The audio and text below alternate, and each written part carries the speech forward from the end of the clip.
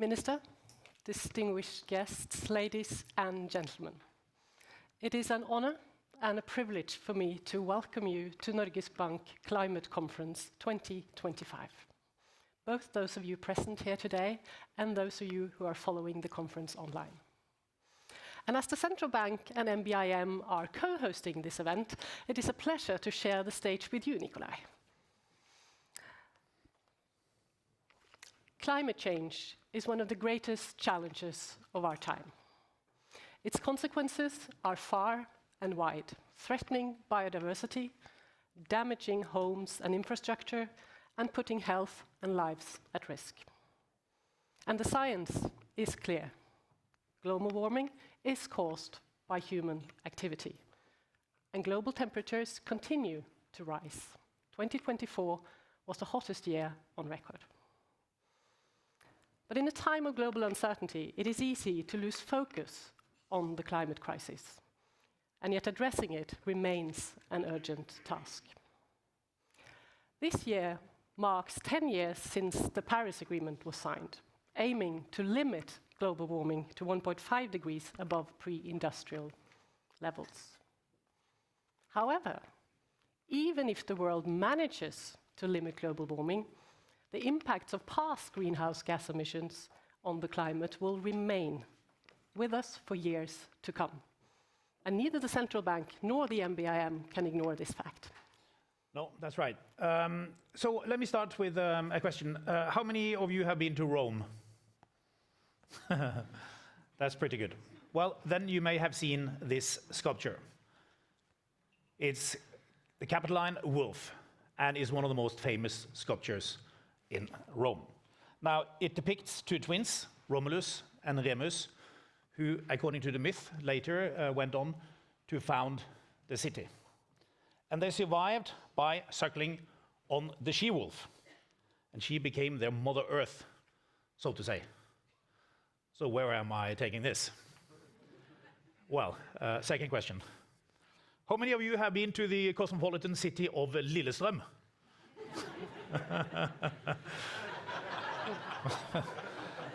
That's good. Here you may find this sculpture by contemporary artist Erik Pirolt, the Capitoline Wolf 2. Now, what happened to Romulus and Remus? Quite greedy, aren't they? And I kind of think this is visualizing what's going on just now. If the way we live day to day is not sustainable in the long run, this is what's going to happen. Economics and finance are dependent on a sustainable world. Climate affects the economy, and so therefore climate risk is a financial risk. And while being well-fed in the short term is a good thing, in the long run, it all needs to be sustainable. And Ida, we are all in it for the long run? Absolutely, Nikolai. Now, the responsibility for reducing emissions rests with political authorities, who also have the most effective instruments. But climate change and the climate transition affect the economy, and therefore it also affects the work of the Central Bank. A decade ago, the then Governor of the Bank of England, Mark Carney, gave a speech titled "Breaking the Tragedy of the Horizon: Climate Change and Financial Stability." With that speech, he ushered us into a new era. Central banks started taking the effects of climate change more seriously. And the Network for Greening the Financial System was launched in 2017 by central banks and financial supervisors, with the idea that we can improve our analysis by working together and sharing experiences. Now, central banks are mandated to ensure price stability and financial stability. Climate change can affect both. More frequent and more severe weather events can lead to increased inflation volatility and make it harder to achieve price stability. For example, the rapid rise in food and beverage prices in Norway over the past year can in part be traced back to a sharp increase in the prices of cocoa and coffee, and further back to droughts in Brazil and heat waves in West Africa. Ensuring financial stability could also become more demanding. Banks and insurance companies may experience greater losses, both from the restructuring of the business sector resulting from the energy transition, but also from the fact that extreme weather can destroy both crops and buildings. So in Norges Bank's 3-year strategy, gaining a better understanding of the effects of climate change on the Norwegian economy has been a priority. We are learning more every day, but still do not have any definite answers. So climate change is affecting the work of the central bank, but it's also affecting the work you do, Nikolai. Absolutely. So our fund, our goal is to generate returns in financial markets, not for ourselves, but for Norwegians now and future generations. We invest for the long term. We're invested in 9,000 companies across 70 countries, and we own roughly 1.5% of all the listed equities in the world. Now, when you own the whole world, what happens in one part of the world impacts the rest of it. What happens with one company is captured by all the other companies. That is why climate change impacts us. Climate risk is long-term, systematic, and very uncertain. But mitigating and adapting to climate change also create economic opportunities, and our goal is to capture those opportunities. We worked on climate change for nearly 20 years to understand the effects on our portfolio. 3 years ago, we launched the 2025 Climate Action Plan with a very bold ambition to be the world leading in this area. Because if you have really high ambitions, you achieve great things, even if you fall slightly short. If you have low ambitions, you achieve nearly nothing, even if you succeed.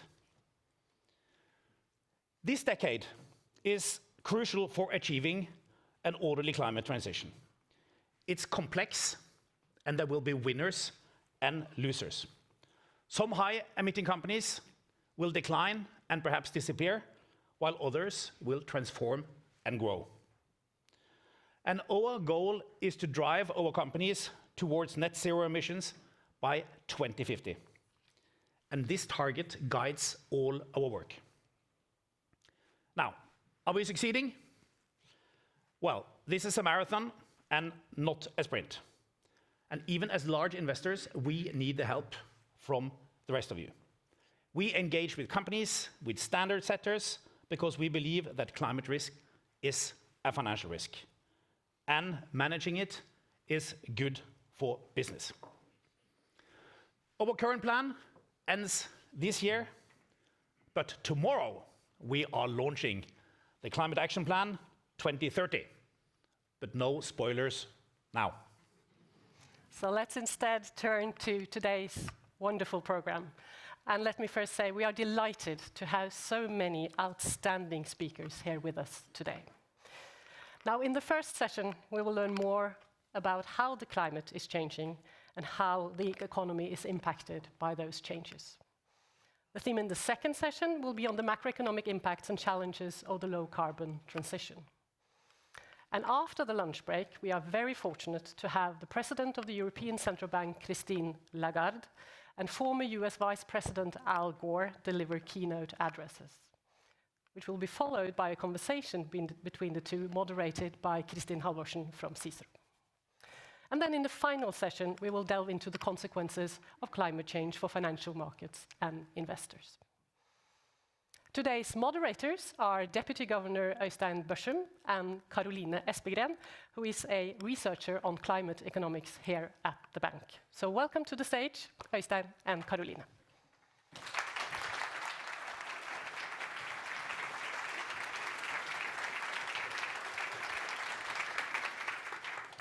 Thank you very much. It's so good to see all of you here today. And as Ida just said, Caroline and I, we will be chairing this event today. Yes, and we have a great program ahead of us, and we're very excited for this all-star gathering of speakers. When we put together the program, we started by asking the top climate experts on the field if they would like to participate. And believe it or not, everyone accepted our invitation. So we really have something to look forward to. Now, I have the pleasure of sharing this first session, and Caroline will be back for the second. And this first session is about climate change and macroeconomic impacts. And we have 3 speakers that will shed light on this matter. And first, we're delighted to welcome Bjørn Samset from Cicero, the Center for International Climate Research, located here in Oslo. And Bjørn Samset is also a professor at the Norwegian University of Life Sciences. And he's a renowned climate scientist, a former IPCC member who combines rigorous scientific expertise with exceptional communication skills. So today he will go to the core of the problem and update us on how the climate is actually changing. So please give a warm welcome to Bjørn Samset.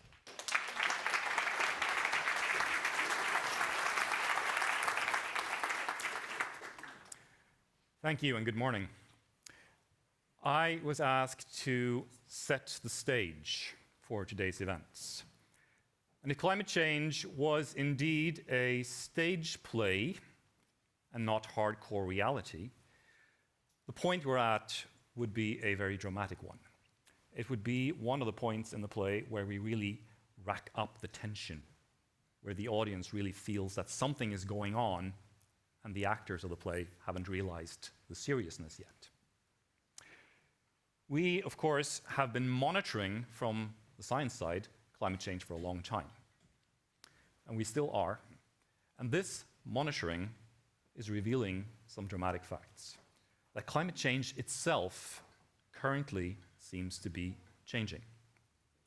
One of the changes is that the impacts of human-induced climate change are becoming clearer to us year by year. Not just because we're looking harder, but because we're feeling them more acutely. For a long time, climate change has been real and dramatic, but still its changes have been on par with weather variations. This is no longer the case, as is evident from all the natural disasters that are fueled by climate change that we keep seeing year by year. We can take examples. The 2022 flood in Pakistan, which was started by a heat wave made worse by climate change. Then came the monsoon season, which was also more intense by climate change, made more intense by climate change. And the combination of these two led to about a tenth of the country falling underwater, with long-term consequences. You do not clean up something like that overnight. 2023, we had the historically strong fires of Canada, with local effects, but also with long-ranging effects across the Arctic. And this fire is only one of many examples of fires in the Arctic. The Arctic is burning. 2024, we had the unprecedented floods in Valencia with their catastrophic impacts. Now, one of the reasons that the impacts of the Valencia flood became as bad as they were is that the local authorities did not really believe it could get that bad until it was too late. The same story, unfortunately, was repeated in 2025 in Texas. But I'll take another example, which hasn't reached at least the Norwegian news quite as much, and that is a series of glacier collapses in Nepal and surrounding regions with ensuing floods and massive, massive damages. All these are but examples of events with major consequences that we now know have been made worse, more intense, and more frequent by climate change. This is where science takes us. This is an example of an overview from the UK grouping called World Weather Attribution, which routinely tracks all these major events, picks out the most damaging ones, and checks. What does science say about this particular event? And everywhere you see a red dot, there was a catastrophic damaging event in 2024 that was made worse by climate change. Everywhere you see a blue dot, there was an event that was made less likely by climate change. And those of you with sharp eyes will see that one of the few blue dots is here, where we're standing. And that was a cold winter. So those of you who remember the cold winter of early 24, remember that one because you will be seeing less of it. But the real drama is not necessarily the extreme events themselves. We are learning about those. We are learning to adapt to them. The drama lies behind, because what is driving these extreme events is, of course, global warming. The fact that the Earth is getting warmer, the surface is getting warmer, the climate is getting more extreme, there is more precipitation. So the question becomes, what is happening to global warming? Maybe the most important graph of this century is this one. This is global warming from 1850 until today. It's probably the one graph you've seen, if you've seen one graph from climate science. You see all the wiggles from year to year. You see that not a lot happened from 1850 up until about 1920 or so, but then things kick off. And if, like me, you've been alive since sometime in the 1970s, you have lived through a situation with constant, steady global warming on average for every year, throughout the lifetimes of just about everyone in this room. This constant evolution has been steady enough that when the IPCC made its 1.5 degree report in 2028, their assessment of when we would hit 1.5 degrees was made just by drawing a straight line, which was well justified. However, since 2018 and somewhat before, global warming has been speeding up. And if you're honest, from the natural science side, we do not fully know why. There is a quite intense activity now in understanding why the most recent years have been not just record warm, but record warm to a record degree. This is the usual red picture that the newspapers pull up, showing the temperature anomaly from a certain baseline in 2024. You can essentially see that it's all red. There are no blue areas. The whole world has warmed. We know this. But what we don't know is why it got quite as warm. And there's quite a lot of interesting discussion around that, which we need to learn from, because our concern here is, of course, what will happen into the future. So one thing that has got a lot of attention was the fact that in 2020, something really positive happened, that the International Maritime Organization mandated that sulfur should no longer be a part of shipping fuels. That is excellent. But it also means that the sulfur, or the process that happens after you emit sulfur, stopped. What is this process? Not something you usually think about. Well, it's chemistry in the atmosphere. You emit sulfur, it gets up in the atmosphere, and it forms particles. And these small particles reflect sunlight. So the shipping fuel contributed to cooling the Earth, somewhat, a little bit. This particular change has gotten a lot of attention. We now believe it is not the major contributor to the fact that the last few years have been very warm, but it still gets a lot of attention and we still need to focus on it. Something else that has happened, though, over about the same time scale, is that the same has actually happened in China. Air pollution is a major concern across the world and in all industrial regions. Many industrial regions have worked hard to remove air pollution and have gotten far. In Europe and in the US, there isn't all that much air pollution left. However, in Asia, in particular in South and East Asia, there has for many decades been a strong growth in air pollution. That air pollution has also been cooling the Earth. So we've had quite strong cooling from our own pollution. Now, China, about 10, 15 years ago, decided to do something about this. And when China decides to do something, they are efficient. So they really succeeded. So about 80% of the sulfur from Chinese coal-fired power plants and other factories and road traffic has disappeared over this timescale. So it shows that, or we've been able to show, we and other scientists, that this has actually contributed to speeding up global warming over the last 10 to 15 years. Now that's, of course, a little bit dramatic, because you remove one negative effect and you get another. On the other hand, it also means that this was a temporary growth in the speed of global warming. That is potentially positive. However, there are other things happening. Now that we've warmed the Earth, of course, or we are warming the Earth is responding. One of these things I showed you already. It is the fires in the Arctic. Canada in 23 was one example. The but there are many of these fires, also in more remote regions like Siberia, like the Inder of Siberia, that we don't look as much into. The smoke across the Arctic is now such that we can easily see it from satellites. We can easily see it from monitoring, and it is affecting the whole Arctic region. This is one of the feedbacks that is rapidly happening as part of climate change. Another feedback that rarely crosses our minds is what's going on far out in the Pacific. I'm willing to bet that nobody here pays much attention to the goings-on in the middle of the Pacific Ocean. However, we scientists do. And we're seeing changes in the cloud cover over the Pacific, most likely in response to the world warming. Now, when the clouds disappear or change, that will also change the rate of global warming. So these things are important. And we need to monitor these things. Unfortunately, the country that has been doing a lot of the monitoring, the US, has now partially decided to turn off some of its monitoring program for various political reasons. And this is a dramatic loss in our capacity to continue to track these detailed developments that we need to know in order to give you the message of what's going on into the future.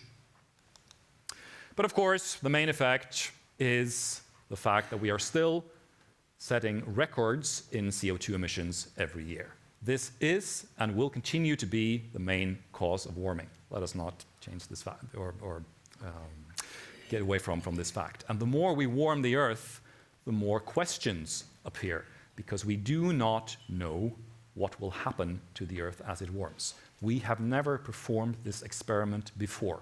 We are in unknown territory, as I know we will hear more about later on today. Of course, however, we are able to give projections. And the most important projection now is that regardless of our emission changes today, we are still looking at several decades of rapid global warming. That is a depressing message, but it is an important message. It is, however, not the only message.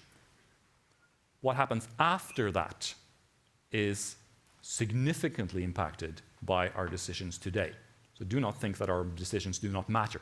It's just that they matter in the longer term. So the second kind of most important graph of this century would be this one. It's a few years old now, but it's still relevant. It's from the last IPCC report and shows what will happen to global temperature into the future. So the bit I've shown you already is the black part. That's the historical temperature change. And what will happen into the future depends on our emissions. The dark lines show futures with high CO2 emissions. The blue lines show futures with low CO2 emissions. We know this. The more we cut, the lower we can make global warming into the future. But the important bit is really what, for me now, for us now, is what happens over the next 20 years. There is very little change, very little difference between these lines over the coming 20 years. And in particular, in a situation like now, where global warming is progressing more rapidly than before. And that brings us back to where I started. Because these events are, unfortunately, only the beginning. And they're only part of the symptom. We already heard examples of all the other consequences of climate change on food production, on health, on migration, on all these kind of things. So with climate change progressing rapidly, the most important message we have now, except cut emissions as rapidly as we can, is that whatever we plan, be it industrial, be it societal, be it for your own family, we must plan for a climate that is much warmer, much wetter, and much wilder than today, because that is what we will get regardless. If we do this, we can adapt. This is, of course, where it gets complicated, and you get graphs like this one, which shows an unadapted world to the left and an adapted world to the right. And you can bring this one home with you and study it in detail. The point is, we need to cut emissions, but at the same time, we need to plan for a future with a wilder climate, because climate change is getting stronger, it will become stronger, and it is not going away. Thank you.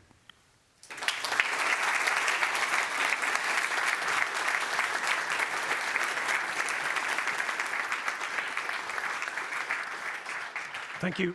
Thank you very much, Björn. You have really made clear the gravity of the situation. And now, both I and you all are asking yourself the question, so what does this mean for the economy. And that's where we move on to our next speaker. To tell us more about the impacts, the economic impacts of climate change, we are honored to welcome Professor Solomon Siang from Stanford University. He is a pioneering scholar who has fundamentally shaped how we understand climate economics. And as co-founder of the Climate Impact Lab and the first chief environmental economist at the White House, Professor Siang has also bridged academic research and real-world policy impacts. And for us here at Norges Bank, his work has been particularly valuable in the area of investment management, where he has been a trusted partner for years. So, Professor Siang, welcome to the stage.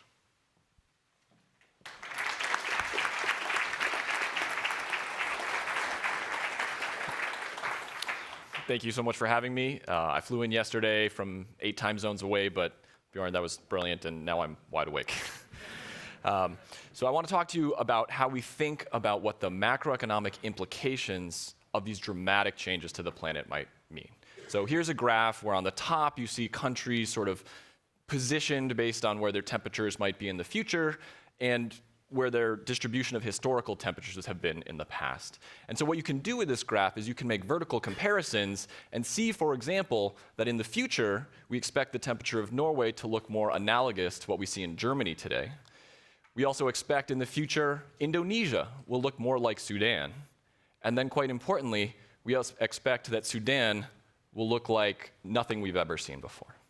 So how do we understand what this shift, seemingly simple shift in the distribution, might mean for the global economy? So the thing I would love to do is the sort of science fair version of the experiment, where I take 2 planets and I heat up one of them, and I look after the fact to understand what the economies of the 2 look like. That's obviously a difficult experiment to run. So what we do instead is something that's like a natural experiment, a quasi-experiment, where we follow populations over time, and as they experience different climates, we observe what their economy does in response. And so just to give you an example, consider hurricanes. Now, I know this is not something you think about as much in Norway here as we do in the United States. This is an image at night of Hurricane Ivan bearing down on the US coastline. So when we try to understand the effect of hurricanes, one thing we do is we first build a physical model of the storms themselves. So this is what we call a wind field, and it describes the intensity of winds within one of these storms. And then you can take this and you can match it to the historical record and try to rebuild the historical experience of different countries as this particular storm, in this case one that was happening in the 70s, passes over a location. And the colors here are showing you what the populations in the storm might experience as it passes overhead. So we can rebuild all the storms in the historical record. This is a single year. There's about 100 of these storms on the planet in any given year. And then we can rebuild many different years. So then we can use this variation to understand these storms are basically beating up on the global economy and try to understand what different countries are doing in response. So people, before we had done this type of analysis, had different theories about how countries might respond to these types of extreme disasters. So here on the x-axis you see time, and on the y-axis is sort of GDP. So the top line here is labeled sort of a creative destruction idea. It's a theory that maybe these events kind of jostle society. They change the economy. Maybe Bart and I, some trees fall down in our yard, we work together to clear them, and we realize through that work that we have business interests together and we do something new. So actually sort of a little bit of perturbation could be stimulating for the economy. Another theory is this build back better notion. Maybe we don't replenish the capital in the economy at the efficient rate, and so a storm comes through, it clears out some old capital, we rebuild, and that's new capital that's better. That's kind of like I had this really old phone, and it was outdated and very slow, it was bugging me, and then I dropped it, it broke. I bought a new phone, and I was like, oh, why didn't I buy a new phone earlier, right? That's like I should have updated my capital earlier. The third idea here is this recovery to trend. Maybe really what matters is the frontier of global technology. And so as the global frontier moves forward, countries will just catch up to that frontier over time. And the fourth hypothesis is that there's no recovery. Getting hit by a disaster like this is essentially the same as moving backwards in time for an economy. You destroy capital, and we simply just have to rebuild it again. When you look at thousands of storms around the world, what we see is that this no recovery hypothesis is actually what occurs to most countries. So over the course of 20 years after a hurricane, we see that the economy declines relative to trend somewhat slowly and never recovers. What does this mean for some of our new experiences that we are having in this unprecedented new normal? So here's a map that we put together in the week after Hurricane Maria struck Puerto Rico in the United States. I apologize for the units here. What happened during this storm was unprecedented in the Atlantic. The average wind speed of a randomly selected location anywhere in this territory was 200 kilometers per hour. So to get a sense of scale of what that means, I tell people to imagine driving 200 kilometers per hour. Maybe you haven't done that. You stick your hand out the window of your car. You feel that pressure on your arm. Now imagine getting out and standing on the hood of your car. Okay? That is what happened to the entire territory on average. When we match those types of calculations to our estimates, what we think is that in the course of 12 hours, Puerto Rico basically reversed a quarter century of economic development. And sort of these projections, which came out early on, seem to have been borne out on the ground. One point we also make with this graph is that the scale of these disasters is comparable to other type of financial crises that we in this room often talk about, maybe with a bit more attention. So now, to think about other effects of climate change besides hurricanes, there's many of them. There's impacts on human health, on sea level rise, on people's sleep. Okay? I'm not going to be able to talk through all of them today, but what I want to do is focus your attention on something that is very simple, but seems to be, from the data, to be extremely important for the world. So, many things in the world change when the temperature changes. This is, in the 40s, Charles Mackworth did a whole bunch of really interesting studies for the British military. He was a British military researcher. They were sending troops to hot countries, and he wanted to understand what the effect was on their productivity. So here's an experiment where he just took soldiers, sat them at a table, and they were forced to do arm curls until they collapsed on the floor. Okay? And so this is a graph, what you see, where the x-axis is the temperature of the room, which they experimentally manipulate, and the y-axis is how many arm curls they could do. Okay? And what you see is as the temperature increases, the soldiers are collapsing at an earlier and earlier moment in time. We see this in modern data when we look at different types of outcomes. And so on one side here, you're looking at the productivity of an individual corn plant. You can think of that as a unit of capital. Or on the other side, you can think of it as, you can look at the productivity or whether or not people show up to work in the labor market. And what we see in a variety of contexts is that as temperatures increase, productivity might increase somewhat slightly, but at some critical threshold, productivity of most units in the economy tanks and becomes much lower.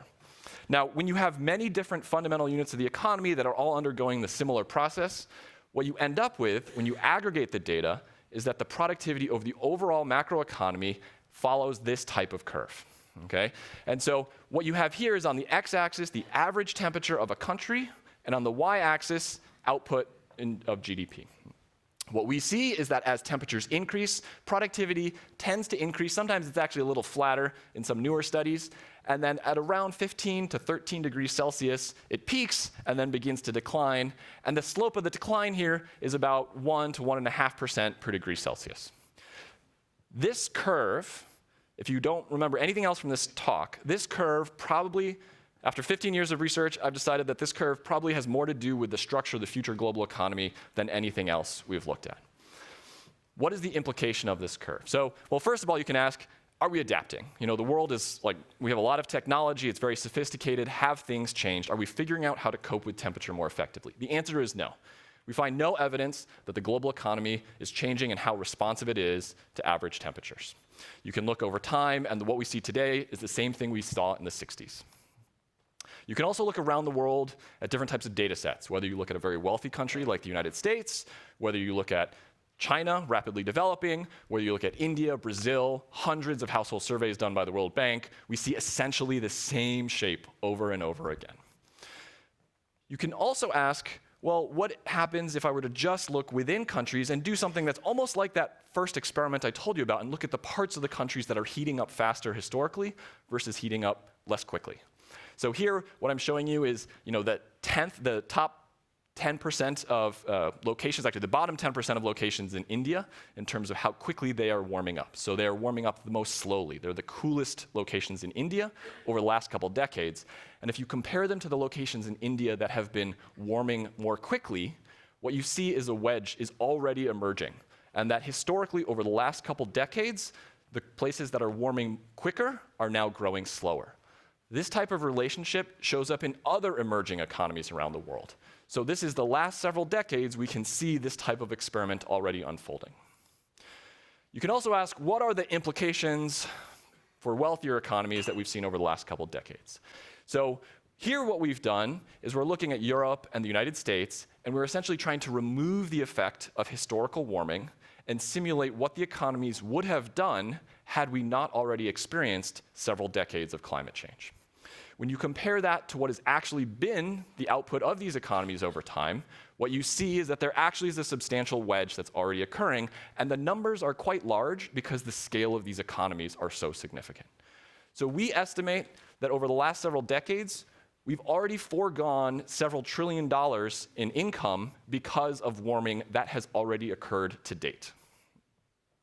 Now, one idea that is baked into the Paris Agreement is this notion of loss and damage, which is this idea that the economies that have been emitting carbon or other greenhouse gases might be held accountable for the damage it has imposed on other countries. So if you do the type of exercise I was just showing you and compute how much income a country like the United States has caused other countries to lose through the channel of its emissions, we estimate that, for example, the United States, with a great degree of uncertainty, might have imposed roughly $10 trillion of losses around the world if you add it all up.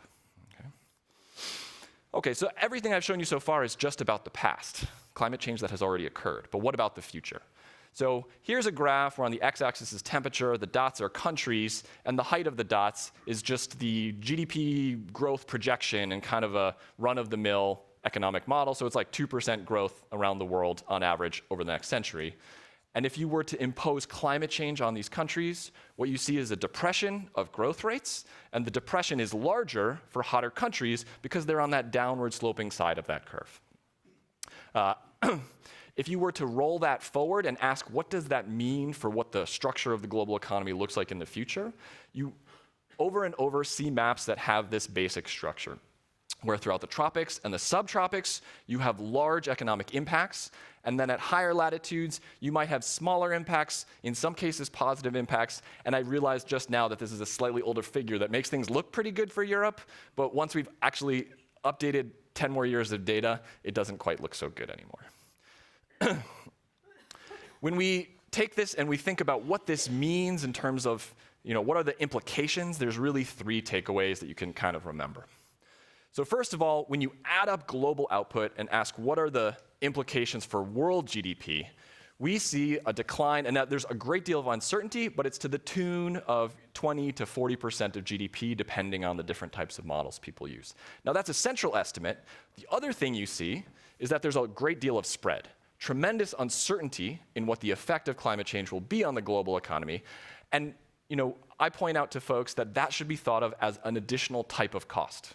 We as a society do not like uncertainty, and by creating all this new uncertainty for ourselves, we are imposing a great deal of a great cost on ourselves going forward.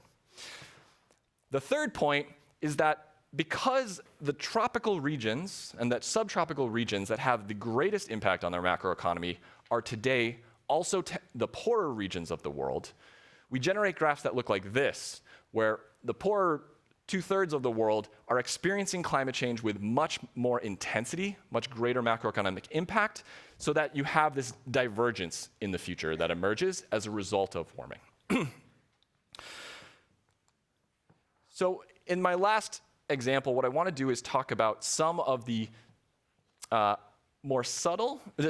of the more extreme implications of what this might mean. So we have begun to start asking the question, could this lead to the material risk of societies breaking down? And to think about that, what we've done is we've focused on, in this case, Africa, and asked the question, could this push countries sort of over a cliff beyond which it becomes extremely difficult to recover? So on this graph, what I'm showing you on the y-axis is GDP growth. Positive is good, negative is bad. And on the horizontal axis, we're looking at civil conflict risk. Could it be the case that declines in the macroeconomy lead to political instability, which in turn then feed back on the macroeconomy, make growth more difficult, which then leads to sort of this downward spiral in which countries have difficulty recovering? So the concern is that some countries might move into a position where they have persistent negative growth, economic decline, and much higher rates of political instability and conflict. So this is a heuristic. When we look at the data and try to calibrate a model and make a projection going forward, what we see is that throughout Africa, there are some countries that have been extremely productive historically, and warming will make them grow slower, but that is not enough to really push them over the edge. However, the concern is that there are many countries in Africa that are sort of on the cusp, where warming is expected to reduce output to the point where it might amplify conflict risk and then push them into this bad, stable equilibrium, where essentially conflict risk and bad macroeconomic performance lead to a persistent bad outcome that is hard to escape. Part of our work has been trying to understand the scale of this risk. And what we see is that for a substantial fraction of countries in Africa, the risk of persistent economic decline increases by roughly 25% due to sort of business as usual scenarios. We think that this is a major risk, and a lot of our new work is trying to focus on this type of question. So to wrap up, I want to leave you with a few sort of straightforward take-home messages. The first is that the evidence is very clear that high temperatures and in tropical cyclones that I've shown you slow GDP growth. The effective temperature is highly nonlinear, and this is very important for the structure of the global income distribution in the future. Historically, we see no evidence of adaptation. Okay? We do probably all adapt in our personal lives, but in aggregate, that has not been enough to move the dial. And recent warming over the last several decades has already substantially slowed growth to the tune of tens of trillions of dollars worldwide. By 2100, we project that every 1 degree of warming will lead to a reduction of global GDP by roughly 10%. That's sort of like a benchmark number you can hold in your mind. And we have real concerns now that sort of the coupling of macroeconomic decline and political instability could be really disastrous for certain economies in the world that are at particularly high risk.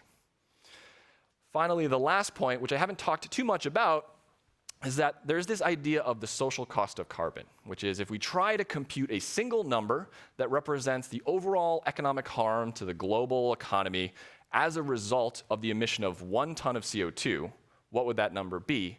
And based on these various new macroeconomic calculations and other work in the room here, new estimates are suggesting that just through the channel of the effects on GDP, these costs amount to roughly 1,000 to 2,000 US dollars per ton of CO2, with some substantial uncertainty.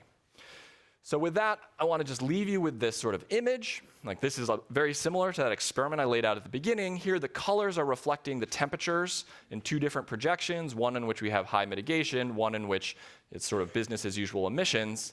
But what I've done to the image is I've taken the night lights, which we tend to think reflect economic activity, and I've turned them up or down to reflect what our projections of global output might look like in those 2 different scenarios. Thank you very much.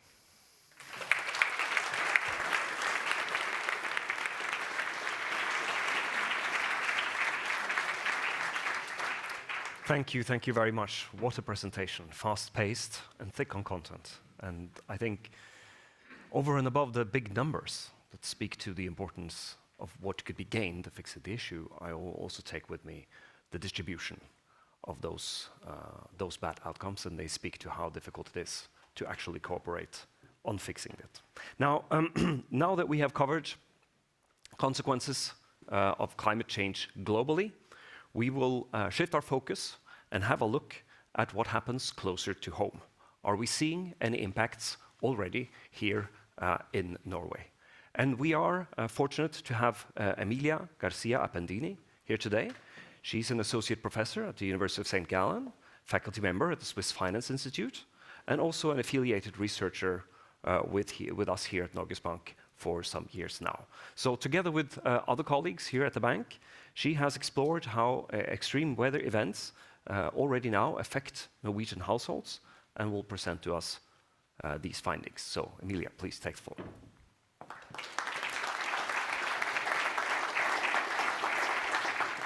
So thank you very much. So it's a great honor for me to be standing here on this stage to talk to you about the research that I've conducted together with my dear colleagues at Norges Bank, Caroline Espegren, as well as Sigurd Galassen and Mattis Mellum. So let me start the presentation with a personal note. So when I tell people that I'm working on a paper that is estimating the impacts of natural disasters on the Norwegian economy, the reaction that I often get is, oh, are there natural disasters in Norway? Especially from my friends from Southern Europe, I get this reaction. So there seems to be this perception that Norway is pretty much shielded from the worst effects of climate change. Of course, we know this is not true, as shown by this image, which was taken after extreme weather Hans hit Norway.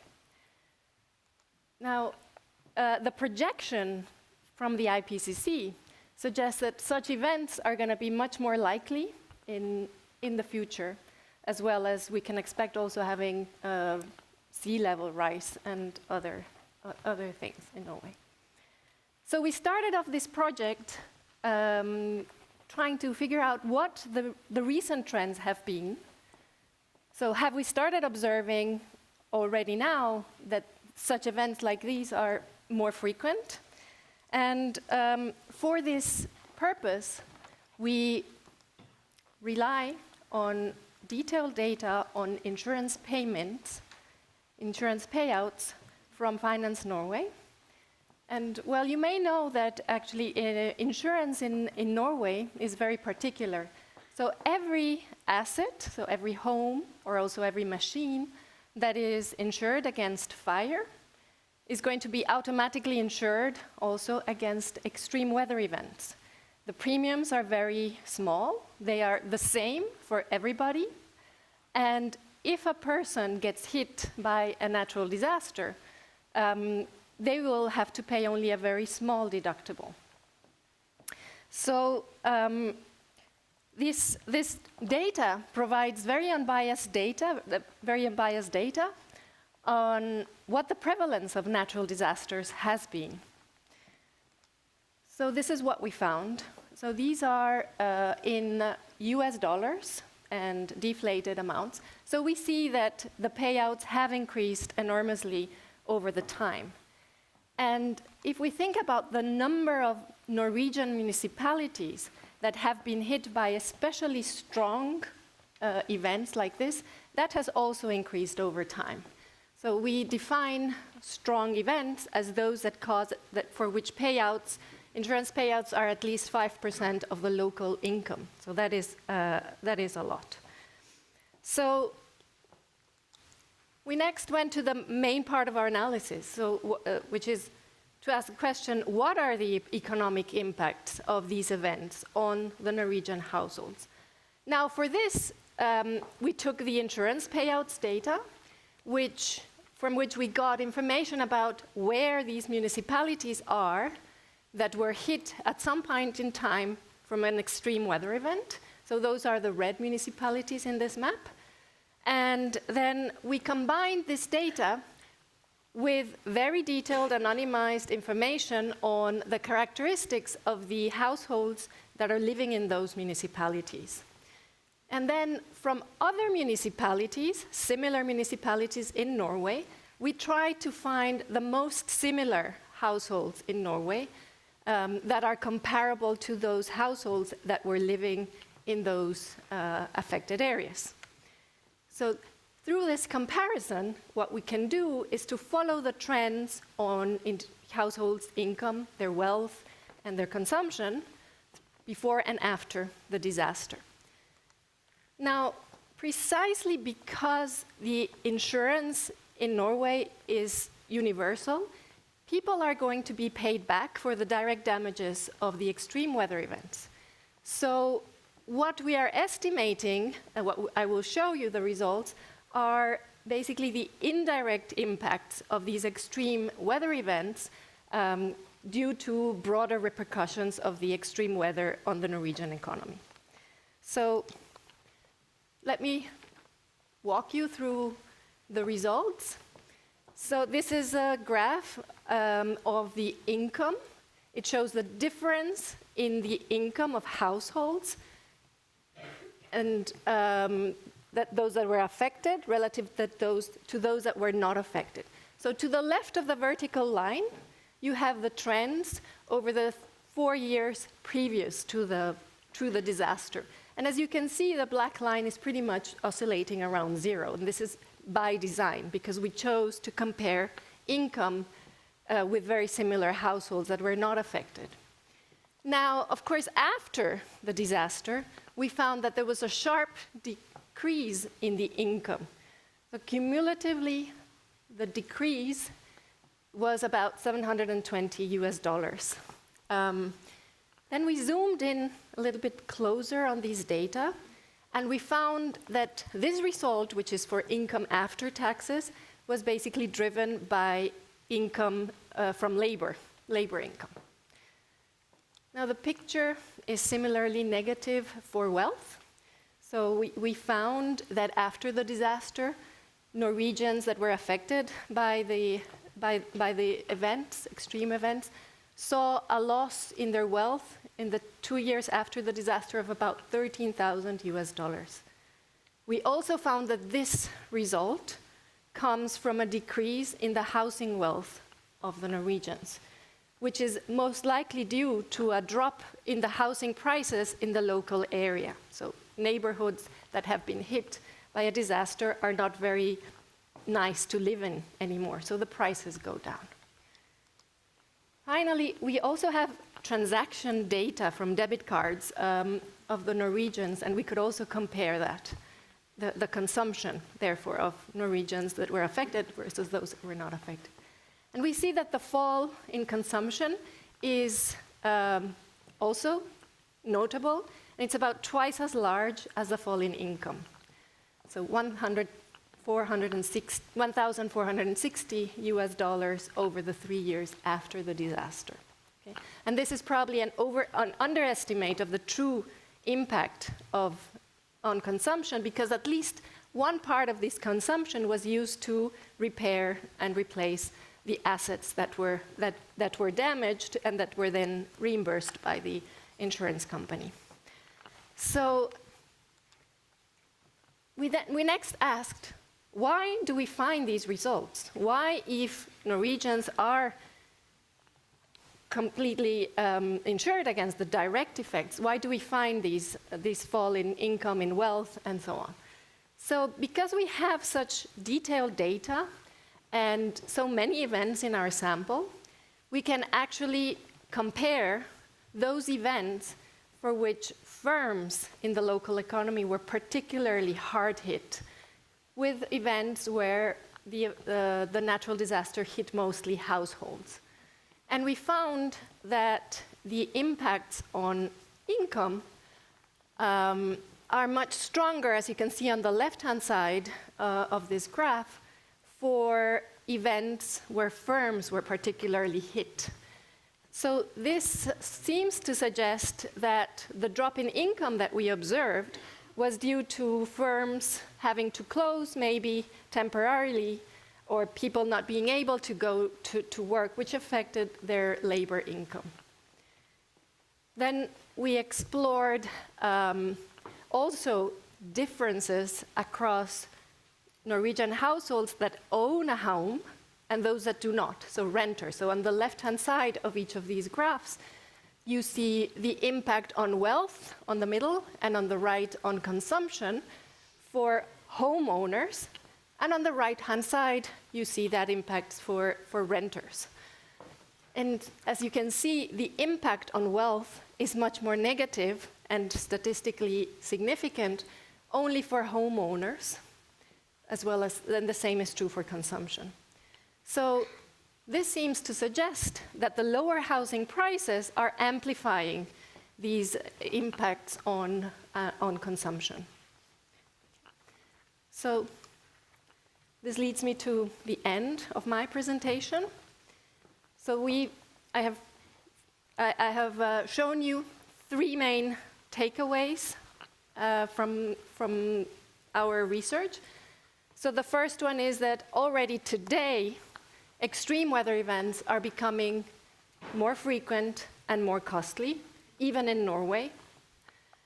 The second main result is that, well, despite the fact that Norwegians are fortunate enough to be insured against the worst impacts of climate change, about the direct impacts of such extreme weather events, affected households are seeing a strong and also persistent decline in their income, their wealth, and their consumption. So you saw from those graphs how these declines, incomes did not recover even after 3 years after the event. And finally, given the richness of the administrative data that we can access in Norway, we also could shed some light on the mechanisms that drive these decreases in the income and wealth and consumption of the affected households. And we saw that when firms, so the local economy, is particularly hit, that is going to hit the individual's income, and possibly through housing prices, consumption of Norwegians is going to fall. So thank you very much.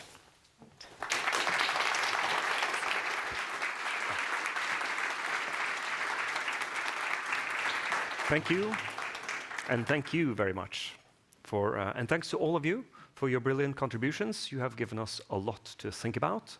And now there will be a break that will allow you all, not just to get a few refreshments, as you can see they've been served over there, but also to share your reflections together.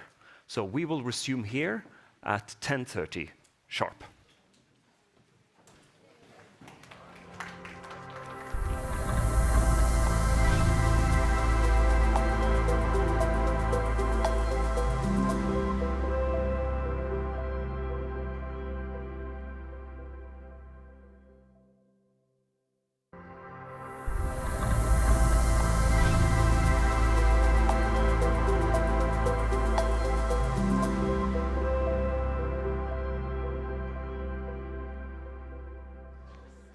Welcome back, everyone.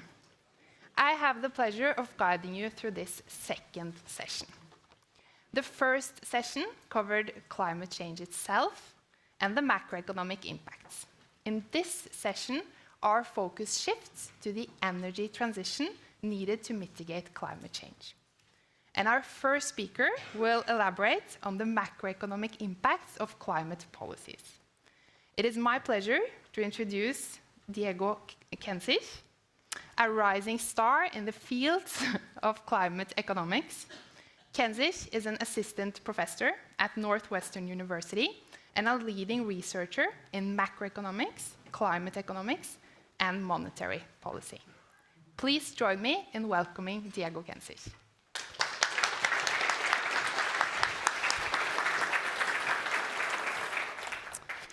With all the things that are going on these days, it's sometimes easy to forget that climate change is still happening. So I wanted to thank Norges Bank and the Sovereign Wealth Fund for giving this platform to talk about this important topic.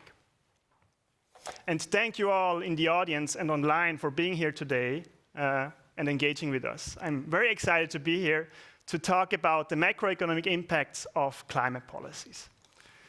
Climate change is probably the defining problem of our time, leading to devastating risks to our lives, livelihoods, and also the global economy. And in the first session, Sol, Emilia, they have illustrated the potentially devastating consequences that climate change may bring at the global and at the local level. So what can we do to confront this climate challenge? As economists, we know how to solve the problem in principle, right? We have to put a price on carbon. In this way, we make emitters internalize the costs that are associated with producing emissions. In practice, it has proven to be a little bit more difficult because, especially at the global level, it's very hard to make progress because it requires coordination among many countries with very different interests. Much more progress has been made at the national, or in some cases, the regional level, with a growing number of jurisdictions having implemented carbon pricing policies, either in the form of carbon markets, carbon taxes, or alternative policy instruments. And this is illustrated in this map. So here you can see basically a map of the globe with the countries that have already implemented some form of carbon pricing instruments. And you can see that to this day, over 100 such instruments have been implemented in 55 jurisdictions. So this is great. There is visible progress across the world. A key question is, though, how effective are these national policies at reducing emissions and also thinking about the economic consequences, because the worry may be this is a national policy, so maybe some of the emissions, some of the economic activity may shift to other places in the world that have still less stringent climate policies in place. So these are the questions that are going to guide my talk here, and I'm organizing them along these three guiding research questions. So the first one is, are these national carbon pricing policies effective at reducing emissions? What are their impacts on the macroeconomy? How do they affect output, employment, and inflation? And lastly, what are the distributional consequences of these policies? Because that's particularly important when we think about the sustainability of these policies in a democracy. We require public support to achieve a successful transition. The traditional approach to answer these questions is through the lens of computable general equilibrium models. Now, that sounds a bit whimsical, but essentially, it's just a set of assumptions on how markets work, on how firms and consumers behave. And if we calibrate this economy, we can do simulations to be able to answer these questions that I just laid out. So what do we learn from this more theoretical literature about these questions? Yes, these national policies, they can be effective at reducing emissions if leakage is prevented to a significant extent.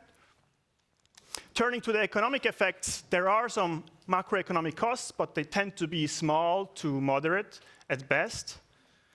And finally, regarding the distributional impacts, these policies can be somewhat regressive, but because the energy expenditure share of households and firms tends to be rather low, these distributional effects are not that large. Now, this is what the models say. With over 20 years' worth of experience with carbon pricing policies in certain jurisdictions, we can also have a look at the data and ask, okay, what are the answers that the data provides to these questions? And today I'm going to provide you some evidence based on the experience with the European Emissions Trading Scheme, which is the largest carbon market in the world, and this is based on some of my own research. Now, answering the question of how carbon prices affect emissions, affect the economy, that's a very challenging task. And that's because carbon prices are not set in a vacuum. Policymakers, they respond to economic conditions when deciding on their climate policies. So if there is a recession, maybe they tune down their climate policy stance a little bit. Another issue is confounding factors, right? At the same time where there is a change in carbon taxes, there may be another macroeconomic shock, an oil price shock, and we may misattribute the consequences of the policy, of the shock to that policy. So it's important to get that right empirically. In a carbon market, this is an even more daunting task because there we have market prices. It's not like a tax that is maybe revised every other year. Like every day, traders trade these allowances and prices change in response to demand and supply factors. And that's what I illustrate here in this chart. So here you can see the evolution of the carbon price in the European carbon market from 2005, when the market was established, to 2019. And you can see large swings in this price, some of which were driven by policy changes, others were driven by demand. For instance, after the global financial crisis, this sharp fall in the price was largely driven by demand factors. Fortunately, at least that's what I've come to realize in my research, there is ways to approach this identification challenge, and it exploits institutional features of this carbon market. So the European emissions trading scheme is a cap and trade system. So unlike a carbon tax, which directly regulates the price, it regulates the quantities. So there is a cap on overall emissions covered by the market. And within this cap, allowances are allocated and then traded, therefore effectively establishing a market price. At the same time, there are financial markets, so there exist pretty liquid futures markets where these allowances are traded. So we have information on price development at a high frequency that we can exploit. The second factor that will come in handy is that establishing this carbon market, this didn't happen overnight. It was more of a learning by doing process, and the regulations in this market have changed considerably over time. This is exactly what's going to help me to address this identification problem. And in particular, the idea is to isolate some variation in the carbon price that is plausibly exogenous by looking at price changes in a narrow window around policy events concerning the supply or allocation of emission allowances. And the idea is, to the extent that the economic outlook is already priced in this market before the announcement, the change in the carbon price will basically reflect the policy news. So for those not that familiar with these markets, let me take a step back and let me tell you a bit more about this market works. So this European carbon market, it was established in 2005. It covers around 40% of total EU greenhouse gas emissions. Again, it's a cap and trade system, so there is a cap on total emissions that are covered by the system. And to ensure that emissions fall over time, this cap is reduced at a certain rate every year. Within this cap, emission allowances are allocated, and there are different ways of doing so. In particular, during the first years of this market, most of the allowances, they were allocated for free. I guess this was just a politically feasible way to get this market going. Later on, auctioning became the default way of allocating these allowances, so firms had to purchase these allowances at an increasing rate in auctions. And finally, there is also the option of international credits. So these are similar to offsets that firms can use to a limited extent to cover for their emissions. And the idea is that maybe cheaper in other places to abate than in Europe, and we want to make use of that. Companies at the end of every year that are covered by this market must surrender sufficient emission allowances to cover their yearly emissions. And this is enforced with heavy fines. So compliance is almost perfect in this market. And again, as I mentioned, these allowances are traded on secondary markets, in particular spot and futures markets, which we're going to focus on today. So in the next step, I went to the books, I looked at the official journal of the European Union and the European Commission's Climate News Archive, and I collected a comprehensive list of regulatory update events in this market. So these can take the form of decisions of the European Commission, votes of the European Parliament, or judgments by European courts. And of key interest in this research are regulatory news concerning the supply or allocation of emission allowances. And again, some of these may be related to the free allocation of allowances. So in the first years, countries that are part of this market had to submit national allocation plans, and sometimes the Commission was not happy with them, and sometimes there were legal conflicts. So there are a lot of events concerning these national allocation plans. Later on, when auctioning became the default way of allocating these allowances, there are lots of events regarding the timing and quantities of allowances to be auctioned off, and there are also some events regarding the use of international credits. So in the end, going through these documents online, I was able to identify around 114 relevant events from 2005 to 2019. And based on these events, I then looked how prices changed around them. And this is basically what comes out. So here you can see these policy surprises around these regulatory policy events. And you can see some of these events led to quite significant changes in carbon prices. So this is expressed relative to wholesale electricity prices. So assuming a full pass-through, which some of the literature has found to be pretty accurate, we see that some of these events moved wholesale electricity prices in excess of 1%. And let me just, to make this a bit more tangible, give you maybe an example of a series of events that was pretty important in this market, and it was related to this fact that after the global financial crisis, emissions fell by a lot because the economy was not doing well, but this was not reflected in the way the caps were set, right? The caps were kept sort of pretty constant, and therefore over time, an oversupply of allowances emerged, weighing down on prices. But the Commission didn't like that, so they wanted to address this by postponing, by backloading the auctioning of new allowances. So this happened at the end of 2012. And then in April 2013, the European Parliament voted against this proposal, and this sent prices down significantly. And the concerns were very similar to also what we observe today in the public debate. They were worried, politicians were worried, that higher carbon prices may hurt the still fragile European economy that was still recovering from the crisis. Only later on, they agreed to a modified version of this backloading proposal, paving the way for higher carbon pricing in Europe, as we also observe them today. So in a second step, we then use this variation as an instrument to estimate the effects of a carbon policy-induced energy price shock. And these are the estimated effects. So here you can see the dynamic effects of a shock that increases consumer energy prices by 1% on impact.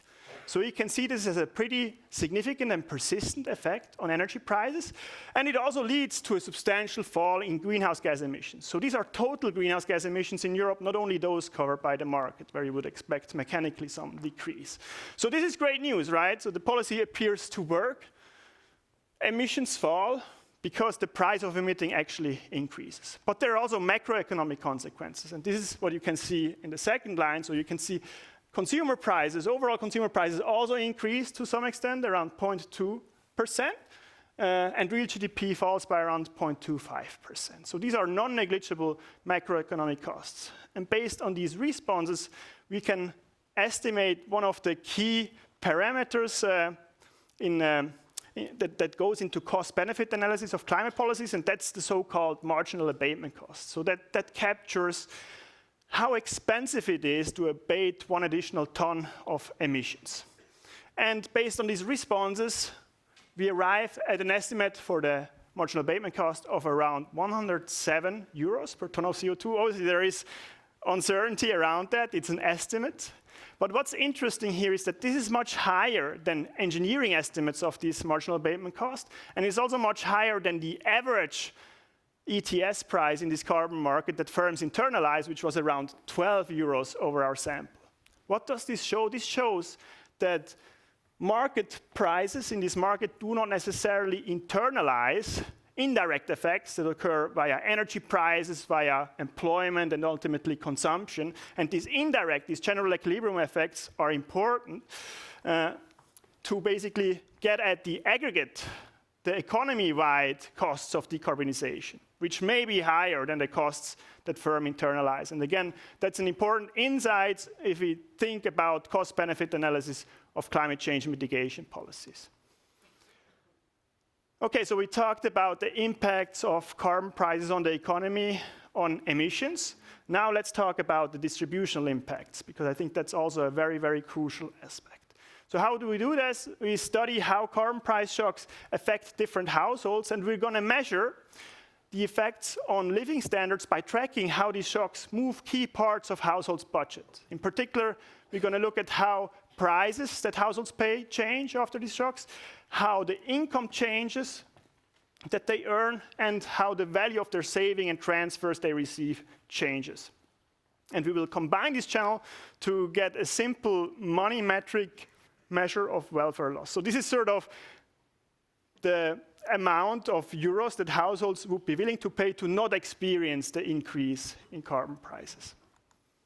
And this is what we find. So here you can see two charts that basically show you this welfare loss by income and age groups and by regions and age groups. And what stands out here, I mean, this is expressed not in euros, but as a share of households' consumption. And what stands out here is that it's younger households, it's poorer households that experience the largest welfare losses, while older households in particular, and also richer households to some extent, appear to be more shielded from these policies. And why is that the case? Before I told you these distributional effects through the lens of our models, they're sort of moderate. Why do we find here such big effects? Because we also take into account the indirect effects via income and employment, because these policies, they not only make the goods that you consume more expensive, they also have effects on labor markets. So your wages may fall, or you may lose your job. And these risks are concentrated among lower income households. We can also look at the regional heterogeneity. So here you can see the welfare effects by regions, and we see they're particularly concentrated in southern European countries and then Eastern European countries. But especially in the south, these effects are pretty substantial. And they may also be related to labor market regulations, because if you have like more rigid labor markets, these indirect effects via income may be even more pronounced. Okay. Now let me take a bit more of a long-term perspective, because we have seen that these carbon pricing policies, they're associated with short-run costs, but they also have long-run gains. I mean, one we already discussed, they reduce emissions, which is great, because this will help us to avoid future climate damages that we have discussed in the first session. But another key motivation to introduce these policies is green innovation, because that's what's going to allow us to sustain these emission reductions without curbing economic growth, right? And it's intuitive to think if you increase the cost of emitting, maybe this will encourage green innovation. But does this actually hold up in the data as well? Obviously, it's hard to measure innovation. There is no perfect measure of innovation. One metric that many people are interested in is patenting. And patents are nice because we can classify them into patents that are green, so sort of climate change mitigation or adaptation patents, or non-green, other types of patents. And here you can see the response of patenting activity in green technologies to such a carbon price shock. And we can see that the overall share of green patenting increases significantly, and increases in particular in industries such as energy, transportation, and buildings. So this is great. This really shows that this policy helps maybe to foster this technical change that we need to make this transition work. But it may be not enough, because here I show you energy, transportation, and buildings. In other categories, in particular related to adaptation, you see much less of a response. So I think this shows that maybe carbon pricing alone is not enough. We have to complement these policies maybe with innovation subsidies targeted to these specific technologies that are hard to make progress just via the emissions trading scheme. Another long-term challenge that we touched upon this before is that to be able to make this transition a success, we need public support. I mean, we live in a democracy, so the voters also have to be on board. And we have seen that this is a challenge time and time again. For instance, the Yellow Vest movement in France, which started as an opposition against higher fuel taxes. In the US, the efforts to legislate cap-and-trade policies, which in the end ultimately failed. Or in Canada more recently, right, where Mark Carney essentially abolished the national carbon tax for political reasons. So this is definitely a concern that we have to take seriously. And this is also backed up by the data, because here I show you some evidence that in response to these carbon pricing shocks, there is an increase in extremist vote share. So this is based on regional electoral data in Europe. So an increase in extremist vote share and in Eurosceptic vote share. So I think these are concerns that we have to take seriously if we want to make this transition work. All right, so now let's revisit these research questions that we started with. So based on our experience with like 20 plus years of EU ETS, we have learned the following. So are national carbon pricing policies effective at reducing emissions? Yes, we have seen that these carbon prices led to a substantial reduction in emissions. But when we look at the macroeconomic effects, we also saw that these come with non-negligible macroeconomic costs. And these costs turn out to be unequally distributed across society, with poorer households, with younger households, shouldering a much larger share of the burden. So let me end with some policy implications. So I think this really shows that it's important to address the economic and distributional effects of these carbon pricing policies. And we can do so. So in fact, I have some work. Obviously for that, maybe it's hard to just do this with the data. Then you need a model to do sort of these policy counterfactuals.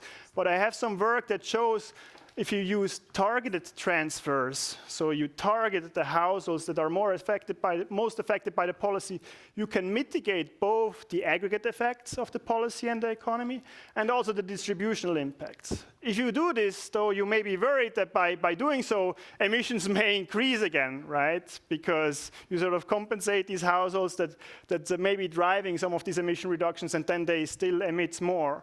But at least in that model, that's not necessarily the case, because if you do this in a targeted way, you compensate households whose energy demand is particularly inelastic. I mean, that's what you find, that poor households, younger households, you sort of have to heat your home, you have to go to work, and it's hard to change these types of behaviors. So redistribution does not need to undermine the emission reductions that you achieve with these type of policies. It's just important to design them in a clever way. Now, obviously, in practice, it's very hard to legislate targeted transfers, right? Because it also has distributional implications, so you always have to communicate this in a way that is palatable to the voter. Maybe it's not possible. Maybe you can do a second best. But I do think this evidence just shows that you want to do some redistribution here. Currently, in the EU ETS, there are no direct redistributive measures that compensate households most affected. And that's because these policies, they're paid for by the firms. But firms don't just swallow these costs. They increase their product prices, which eventually leads to the fact that households end up shouldering most of these costs. So I do think it's important to think about that and incorporate these indirect impacts when evaluating these policies. Let me also say here, I don't want to trash the EU ETS. I think it's been a great success in reducing emissions. And thinking about it, even without these offsetting measures that could make it even a better policy, it is still optimal for Europe to decarbonize, at least according to recent estimates of the other side of this cost-benefit analysis of climate policy. That is the social, or maybe more relevant, the domestic cost of carbon. So we have talked about the social cost of carbon. That's sort of the metric that policymakers are interested in, because it captures sort of the current and future discounted damages of emitting 1 additional ton of CO2. But policymakers in a given country, they may not be worried about the worldwide costs of climate change necessarily. I mean, some of them may be. Across of the Atlantic, they're almost surely not. They're concerned with the domestic cost of carbon, right? These are the damages that are occurring in your own jurisdiction, in your own country. But according to recent estimates, so this is based on some of my own work with Adrian Bilal at Stanford, we find that even the domestic cost of carbon, when you try to estimate these effects more comprehensively, accounting for extremes, like very much building on the excellent work that Sol and co-authors have done, we find a domestic cost of carbon of around 200 euros per ton of CO2. Now remember what I told you about these marginal abatement costs. According to my estimates, this was around 100 euros, so this domestic cost of carbon is significantly larger than that, so this implies it's still optimal to decarbonize. What I'm trying to convey here, there is ways to improve the policy further, and maybe this trade-off could look even much clearer. The last part that I want to touch upon is about this issue of losing public support. And that's really an issue that I think is important. The political economy of this problem is something that we as economists have to think harder about.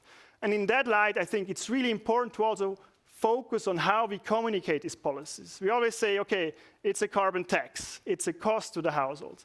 But maybe we should communicate the benefits of the policy more, because a tax creates revenues. Revenues could create money for society as a whole, right? And I think that was an issue with some of these policies. And some examples of how to do this well. In Switzerland, where I'm from, people are really, really concerned about healthcare costs. They've been increasing a lot over the last decades. And so one thing that Switzerland did is to introduce a rebate on these health insurance premiums. And the rebate is specifically from the carbon tax. So each time you see sort of your medical bill, your medical insurance bill, you see, okay, that would be my premium. This is what the carbon tax reduces it, and you see that sort of directly every month.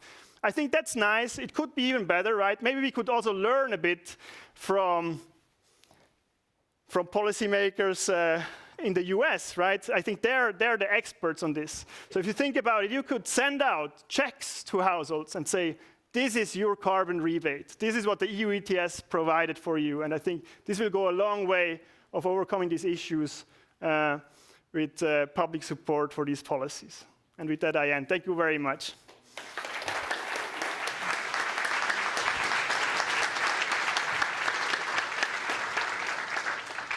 Thank you so much. That was truly remarkable. Now we are very pleased to welcome home one of Norway's most distinguished economists, Professor Bård Harstad, who holds prominent positions at Stanford.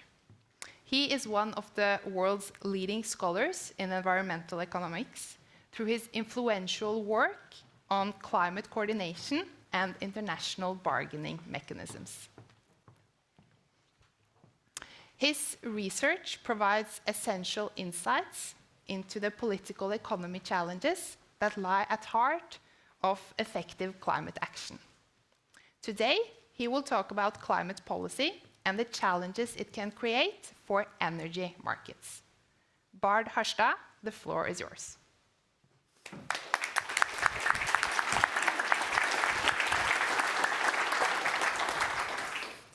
Thank you so much, Governor Theo. It's great to be here. So I want to start out with a traditional way of thinking about climate policies, namely that we typically think about it as a free rider problem, or economists would call it a prisoner dilemma game. Meaning that if you have a home country, you can have the choice between continuing emitting with, as you would call, business as usual, or we could go further and cutting emissions. And outside, there are foreign countries who can do the same. If we are both, all of us, continuing with business as usual, we are relatively unhappy because GDP might decline, as we have learned. But not only because of that, or because even if the Amazon forest burns down and the Arctic ice melts, GDP will increase, but we will still be unhappy.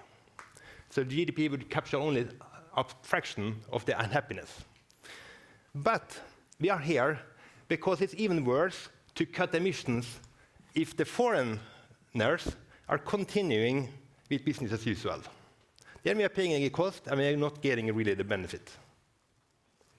We will be better off if we all cooperated to cut emissions.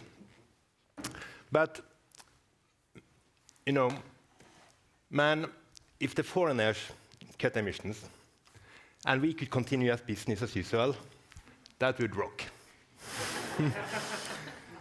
So therefore, no matter whether foreigners are cutting emissions or deciding to do business as usual, our best response at home would be to continue with business as usual. That is why this is a unique equilibrium of this game. Unless you think about ways to change the game to make it possible that we have an agreement among countries where emissions are cut. And I can trust you that I have thought a lot about how we can sustain equilibrium here. And in a couple of papers I have with Francisco Lancia and Alessia Russo, we conclude that to sustain an equilibrium where low emissions, it might be necessary that countries are investing a lot, maybe over-investing in green technologies, renewable energy, so on, to reduce the temptation to defect and get back to business as usual. So that temptation can be reduced if countries are investing more in environmentally friendly technologies, which reduces the benefit of continuing to rely on fossil fuels. But the role of technology also implies that the prisoner dilemma game, or this free rider problem game, is not all. Another perspective is that we should think about it as a coordination game, where we will have investments in green capital, renewable energy, abatement technologies, if those investors anticipate that there will be a very ambitious environmental policy in the future, making those investments profitable, and more profitable than investing in alternative traditional sectors. So that is then an equilibrium, and if the investors are doing that, it will also be easier for policymakers to introduce ambitious environmental policies because they have support from the investors, and it will be possible and manageable for industry to deal with ambitious policies. So that is a self-enforcing equilibrium. The problem is that we start here with relatively much capital that is sunk in traditional sectors, which are relatively much building on fossil fuel energy. And because of that, it's difficult for policymakers to introduce environmental policies and ambitious policies. And because of that policies, investments are relatively traditional. So we might then be in what we call a green catch-22, that the world has not been able, and that is part of the reason why the world has not been able to address climate change, is because we are stuck in this brown trap, where the firms will not invest in green or disinvest in polluting sectors unless there is political support for ambitious climate change policies, making the switch profitable. But as long as the capital is sunk in polluting industries and voters are employed by these industries, there is no political support for the necessary reform. So there are many examples of this type of brown traps. Okay? There are many examples. One of them, and what I will talk about a little bit now, is the possibility of a fossil fuel trap, which can arise because renewables and fossil fuels are, to some extent, substitutes.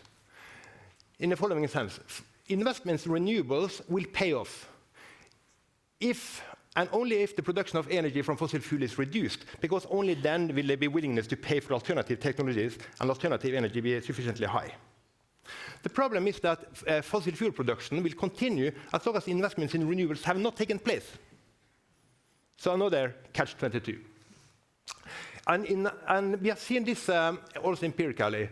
In a recent paper by 2 Nobel laureates and 2 other co-authors, they find that they studied the gas boom in the US. So when the shale gas boom in the US started, that coincided with an investment fall in green innovation. So patenting in green innovation fell, and probably partly because those investors anticipated that with the shale gas boom, it will be difficult to profit. But this paper also shows that not only did renewables fall, but also coal fell. Coal fell too, so more gas replaced coal. And that leads to a possible dilemma, because more natural gas can replace coal. And coal has a larger, maybe approximately twice the carbon content of natural gas. And this effect seems to be most important in the short term, because in the short term it's difficult to change the amount and the capacity to produce renewable energy. The capacity to produce renewable energy, that takes time to develop, because it's an up-and-coming industry. So in the short term, more gas will replace coal. But when more gas is anticipated, when investors today think that in 20, 30 years from now there will be more natural gas, then investments in renewables can fall. And so in the long term, gas can replace renewables instead of coal. So this possibility is something we study in a paper called The Gas Trap, joint with Katinka Holzmark and forthcoming in one of the top journals in economics. And here's what we find.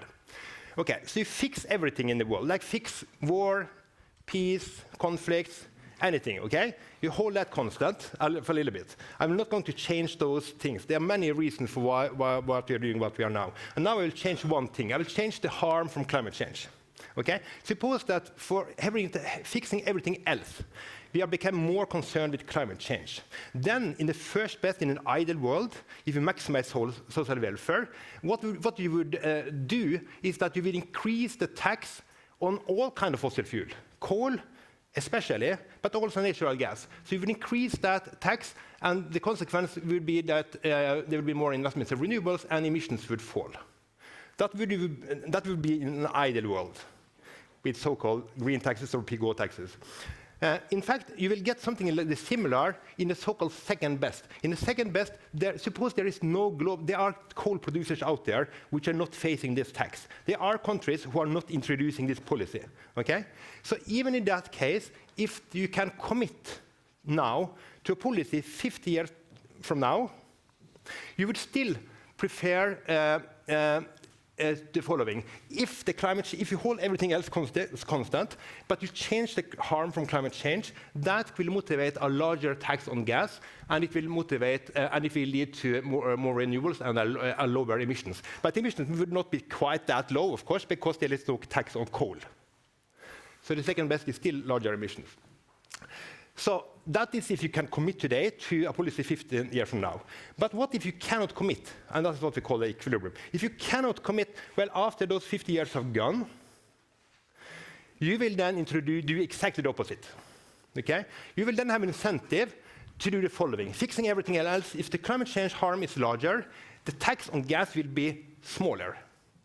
Consequently, the emissions will be higher. Exactly the reverse when this policy is anticipated. Exactly the reverse of what you are trying to achieve. So let me now talk a little bit about the explanation for this. And this holds quite generally, so I will just use a very simple stylized example to illustrate the intuition for how this can be so counterproductive. And to do that, we start out with the demand curve for energy, meaning that the lower is the price of energy, the higher is the demand. But demand now can come from 3 different sources. In the short term, you have a fixed amount of renewable or energy coming from windmills, solar, renewables. That's fixed in the short term. And then you decide on natural gas, which is something you can influence with a tax on gas.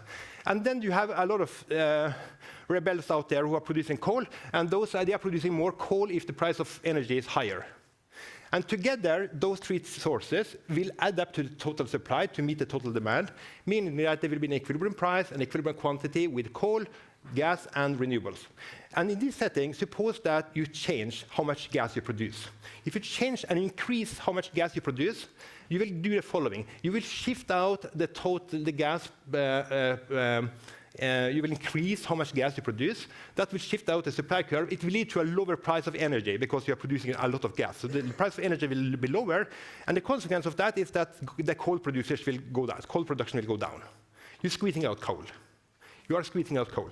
In the short term, the stock of renewables is more or less given by past investments, so more gas will crowd out coal. Okay.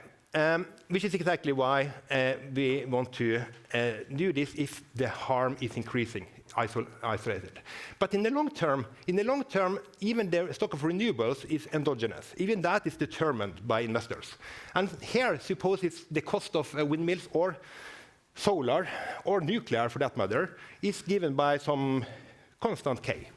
Then, in the long term, there will be an equilibrium price where the amount of gas, coal, and renewables will sum up to the total supply, which will be met by total demand. So that is what will happen in the long term, when investments in renewables have time to mature and develop. If in this context, if the market anticipates that no, it's not going to look like this. The marginal harm, for some reason, is isolated. It becomes a bigger cost of climate change. Then, if that motivates the gas production to be larger, then it will look like this. Anticipating this, investments in renewables will fall. Coal production will not be squeezed out so much. So in the more long term, more gas will crowd out renewables and not coal. And therefore, you get more emissions. So that is why we call it the gas trap. The higher, so remember what we did. With fixing everything else, if you look at a small change in one isolated thing, namely the effect of climate change, that will motivate, if you cannot tie your hands, if you cannot commit, that will motivate you to produce more fossil fuel, because that will squeeze out coal. But the anticipation of this is that renewables will fall and you can end up with more emissions. That is what we call a gas trap. And that is exactly the opposite of what you would have done if you could have committed. If you can commit now to a policy 50 years from now, then, as I mentioned before, if the marginal harm increases a little bit, you would like to reduce production of all kinds of fossil fuel to leave the room for renewables. And that is exactly what the opposite, what will happen if you cannot commit.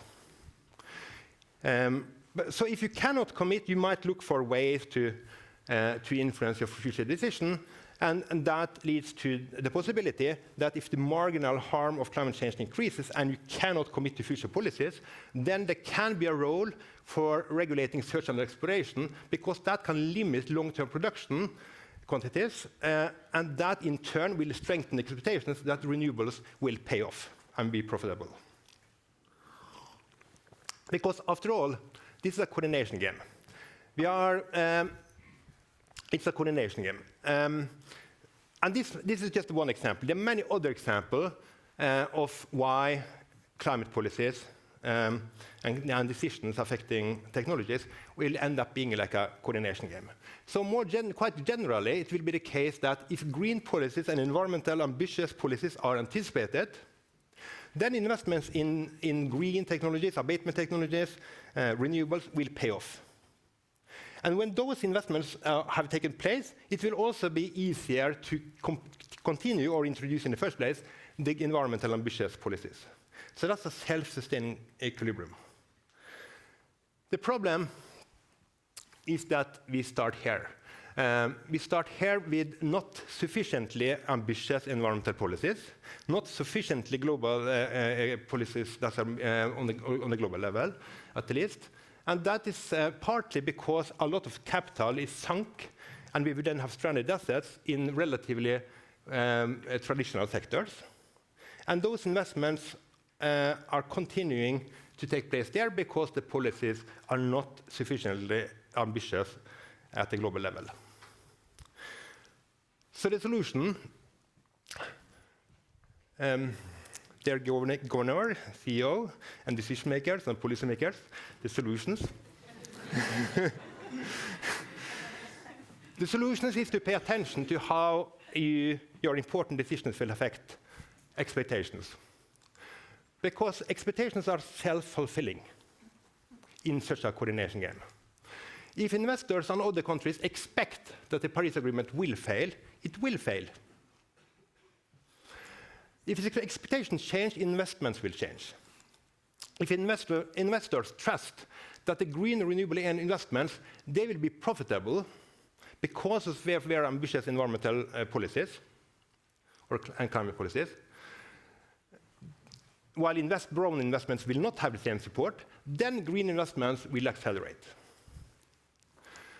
And this is important, and it's quite general. So in fact, all public policies which affect the profitability of different future industries, and therefore all type of public investments, they can be interpreted as signals. If I'm not one of those investors, I will learn from that. If I see governments, if I see big decision makers make investments on a bet on which scenario they think will be likely, I learn. I will take that as a signal if I'm an individual investor, and I will also coordinate on the same expectation. So those decisions will reveal intentions and beliefs, and they will affect expectations and investments. So therefore, pay attention to how the big decisions are affecting the expectations. Thank you.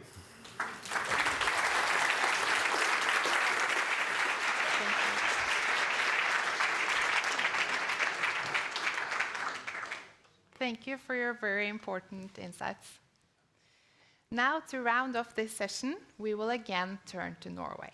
It is my honor to introduce Hilde Bjørnland, a prominent Norwegian economist and a leading voice of macroeconomics, energy economics, and applied econometrics. Hilde Bjørnland is a professor at BI Norwegian Business School, where she also serves as the provost for research and academic resources.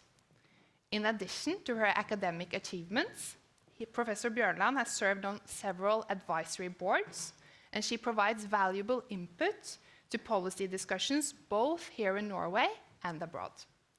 Today, she will elaborate on the challenges of the energy transition for the Norwegian economy. Welcome to the stage, Hilde Bjørnland.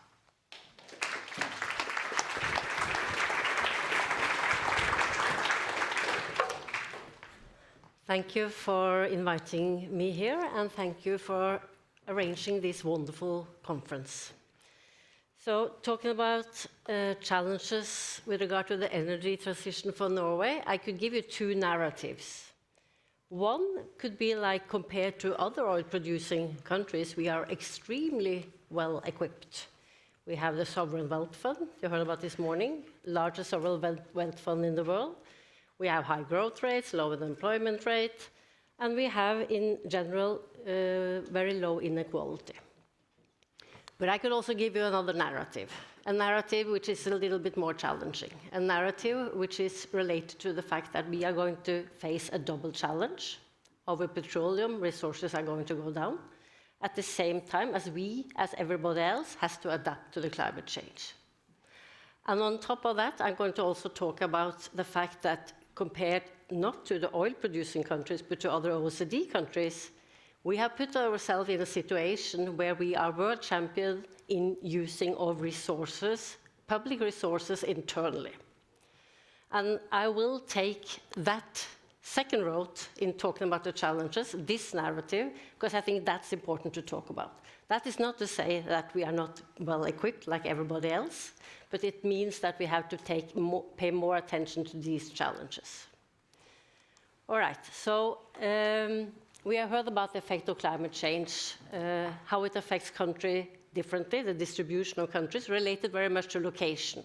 We also heard about how it affects household income, the distribution related to income. But climate change will lead to push for renewables, and it will mean that it will change exporters and importers differently. And Norway is an energy exporter of oil and gas. A large one, although petroleum resources have declined recently and will continue to decline independent of this climate change. But the push for climate change and renewable will speed up that transition. We know for energy importers, we know quite a lot about how, although there are uncertainty there also, but we know in particular that when you import less oil and gas, you will become less dependent on fossil fuels, and of course less dependent on fossil fuel countries. For energy exporters, there is not much evidence, actually. There is uncertainty there. So on top of the uncertainty about the climate change, there is also this uncertainty about what will happen to the energy exporters, because there's little evidence describing exactly that. So to go through that route, I need to step back a bit, and that means that for the Norwegian audience, they will understand what I talk about very well, but for the international audience, this will be something I think is important to understand where we are coming from. So there is a huge literature, starting in the 70s, about whether oil and gas is a blessing or curse. Starting with Sachs and Warner and Gordon and others, discussing these topics. So Norway discovered oil in 1969 at Ekofisk, and you see Ekofisk to the left there. And the discovery of oil has generated a huge stream of income, which is the foundation for the oil fund today.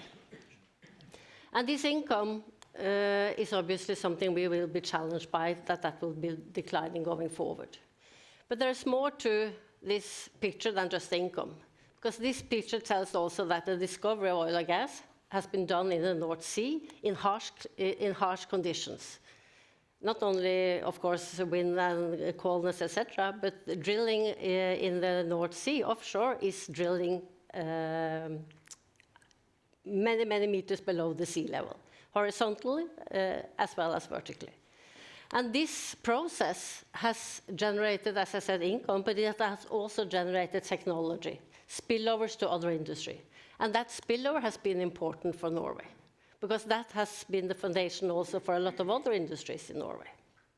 So how does that square with the fact that we should expect something like a resource curse or maybe Dutch disease, if you heard about that? Well, so picture to the right is an example of a kind of very stylized way of looking about oil exporter. It tells you that if you, so on the vertical axis is growth rates, and on the horizontal axis is export share, oil and gas in your export share. So it tells you that the more oil and gas you have in your export going horizontal, the less your growth rate will be.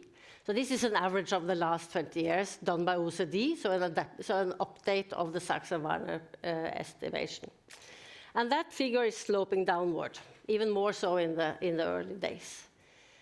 But this is a snapshot. It's a snapshot of the last 20 years. It does, so for us, for economists, this is correlation, not causation. It doesn't tell you anything about where you're coming from. What did we do the 30 years before that? How did that affect the economy? And how are the cycles in this period? So this curse description is not necessarily fitting for all countries. So you have to be more nuanced. And that's what we have been trying to do in research for at last 10, 15 years, together with other colleagues. And one of the things we have been looking at is exactly this hypothesis of the Dutch disease. So curse sounds very bad. Dutch disease is a little bit better. You're not cursed, you don't have negative growth rates, but after the oil boom, you experience higher unemployment rate, deficit, and also lower growth rates. But we didn't see that in Norway over the time we have seen. So together with, here showing from one paper, together with Leif Anders Thorsrud or Ragnar Torvik, we have examined by building models and analyzing data how the oil boom has affected the Norwegian economy. And to the left there you see employment in manufacturing as a share of total employment. And you see Norway in black and Sweden in gray. Both are trending downwards. But Norway is trending more downwards. So we know as a share of manufacturing as a share of employment has fallen in many industrialized countries, but it's fallen more in Norway. So that's a sign of Dutch disease, you are thinking. And yes, it is a sign of Dutch disease. It's fallen more in Norway because oil has crowded out other industries, like teco industry, for instance. But on the right, you see something which contradicts the Dutch disease, because there you see that productivity, here measured by labor productivity, has increased more than in Sweden. So both in total Norway and Norway mainland, which is a staple. So despite losing more of the manufacturing, we have had higher productivity growth in Norway. And what we do in that paper and another paper is that we analyze why. And one of the reasons is exactly because of the harsh condition in the North Sea, it has generated productivity spillovers to other industries. And it has made us develop a very profitable oil service industry, which has had spillovers to other industries. And that is one of the reasons for this higher productivity growth in this period. Another reason is, of course, something I don't show here, but related very much to the opening talk today, namely that we have saved a lot of that revenue. We haven't inflated the economy by using a lot like other oil-producing countries. We have saved for the future. And we have gradually phased that money into the economy. And that phasing in is one of the reasons why we haven't seen skyrocketing wages and skyrocketing inflation. Another reason, which I'm not going to talk about here, but which I'm looking into, but which is also an interesting fact, is that during this period, female labor participation rate increased massively in Norway, and much more compared to other oil-producing countries. And that is also one of the reasons why we haven't seen the overheating of the Norwegian economy. And that's something to look, that's something we know narratively, but it's also something we are looking into more quantitatively, which is interesting to look at. But okay, I'm going to talk about, my talk is about challenges. So this is obviously about the narrative about what we have done well, which I think is important to keep a nuance on. But we do have some challenges. And let me start by saying that despite the fact that we have saved a lot, we have also used a lot. And when we discussed that in Norway, the typical argument is that, yes, we have used a lot, but we were supposed to use a lot because we were phasing in a lot over the time. But because the oil fund has grown so much, taking 3% out of the fund in spending has been a lot over the time. And to the left, you see the non-oil fiscal deficit as a percent of mainland GDP in Norway. Today, more than 30% is 30% of GDP is financed by is due to spending coming from the oil fund. Sorry. In fact, 25% to the right of fiscal budget expenditure is coming from the return of the fund. And while this is, of course, something we will plan for, this gives us also some challenges, because now we are facing, as we are talking about climate change, we are facing energy transition, and we are facing old age. And the Minister of Finance, in their budget last week, pointed out that in a few years we're going to see costs exceed revenues in the government sector, and that means that maybe going forward, 3% from the fund will not be sufficient to finance that. So we have put ourselves in a situation where, compared to other OECD countries, we have already used a lot of the resources. We are already depending a lot on the income from the fund. And of course, although the fund is doing well, it is a source of income which is fluctuating in the market, which gives us another challenge in case that will happen. Okay, so we have saved a lot. Norway is in many ways a good country, but we have some other challenges, which has been pointed out by economists in a couple of articles. So we came from a situation where the rich cousin in the north, they did a Scandinavian comparison, which I don't think was fair, because we were just the rich cousin in north. We are much more than just the rich cousin in north, as I pointed out with regard to our industries. But in 2015, oil prices fell drastically. And then a lot of the oil exporting countries were facing higher unemployment rate, lower growth rate, and a weakened currency. The Norwegian blues, that's their graph, not mine, put us in the same situation as Russia and Venezuela and others, which were really having a blow to their economy. The Norwegian economy didn't experience such a recession. But we did experience something which has gone a bit unnoticed, namely that growth rate since then has declined somewhat, and the exchange rate, most importantly, has never recovered. So what I'm going to show you here is two challenges which I think they're there and which I think are important to address going forward, in particular if we are to adapt and reduce our dependence on oil to build other industry. The first is that despite having high productivity levels and higher growth rates in the 80s, 90s, early 20s than many countries, growth rates of productivity now are declining in Norway relative to other top OECD countries. So we see that the last 10 years, growth rates of productivity have flattened out and declined in Norway, which is maybe not a concern since you're coming from high level, but a concern when you are transitioning the economy into out of fossil fuels into renewable energy. Norway has a high labor supply, but we also have a high share. So we have a high labor supply, but it has been stagnating, and we also work fewer hours than many OECD countries. And most importantly, we have an increasing share outside the labor force. And that share, which was also pointed out by the Minister of Finance last week in their budget, that share is proportionally larger outside the labor force due to sickness and disability than other Nordic countries. And this figure shows the recipiental disability benefit as a percent of population in Norway the last 10, 15 years. So it has been increasing. So why do I focus on that? It's because we need a flexible labor force going forward, and we need high growth rates.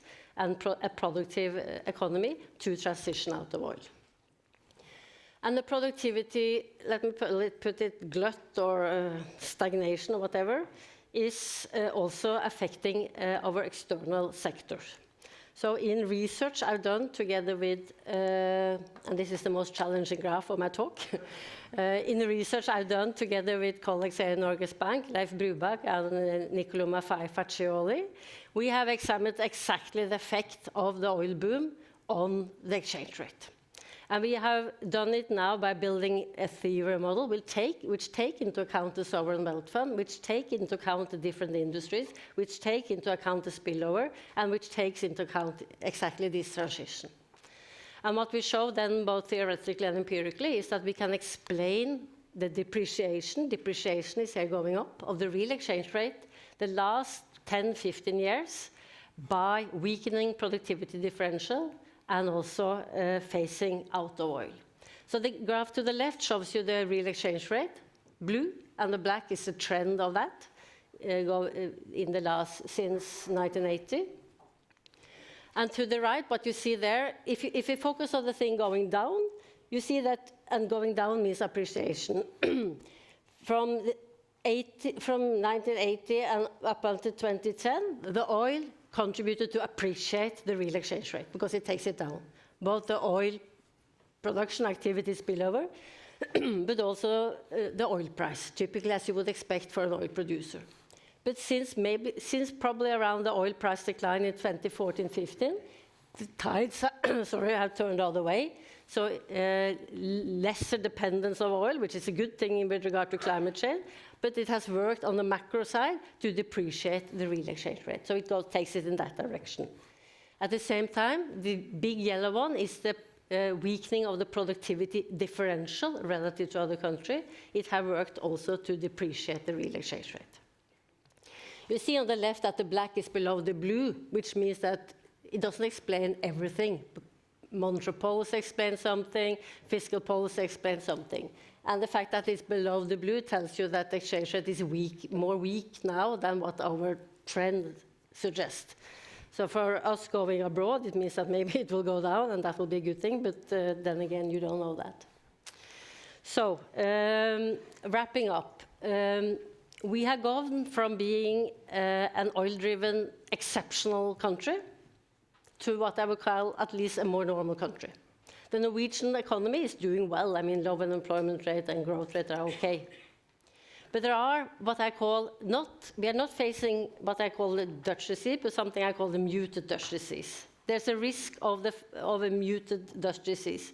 We have used a lot of fiscal cushions in Norway. We have a great welfare system, but we have also stretched the amount of funding into the Norwegian economy so that now we are vulnerable to changes in both the fund and to cost exceeding revenues going forward.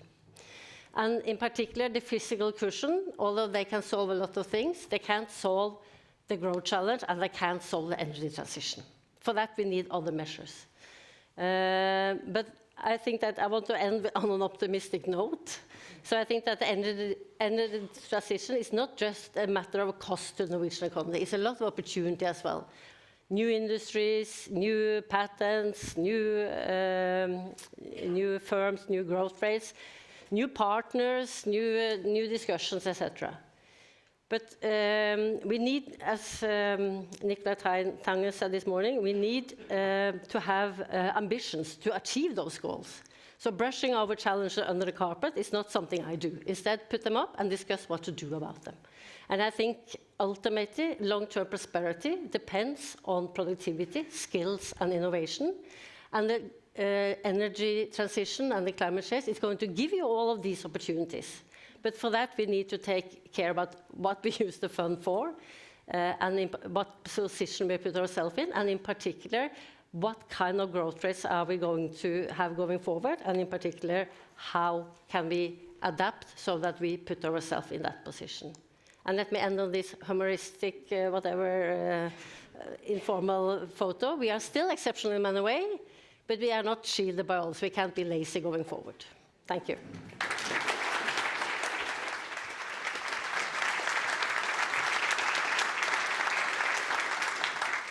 thank you so much for your compelling presentation. Now, I suspect hunger is starting to set in, so let's do lunch. For those of you attending remotely, we will see you again after the break at 12:50 sharp. 12:50. For the rest of us, lunch will now be served in Speilsalen, which means the hall of mirrors, and you will soon see why. We've kept the lunch climate friendly, and 3 dishes are available: sustainable salmon and 2 vegan alternatives. So please now follow our security staff that will usher you in the right direction. Bon appétit.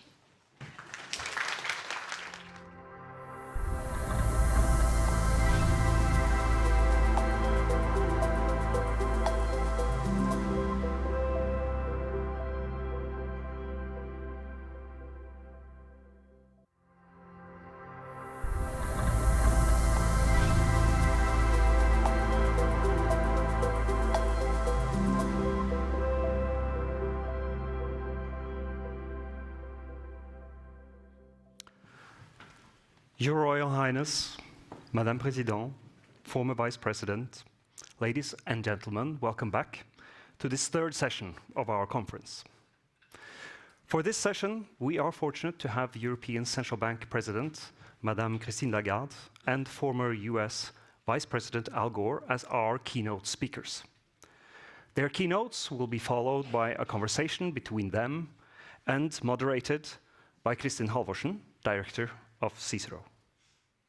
And first, Madame Lagarde, as President of the European Central Bank, and also throughout your tenure as Managing Director of the IMF, you have maintained a strong commitment to bringing climate change considerations to the fore in our profession. Madame Lagarde, c'est un grand honneur de vous avoir avec nous aujourd'hui. Please.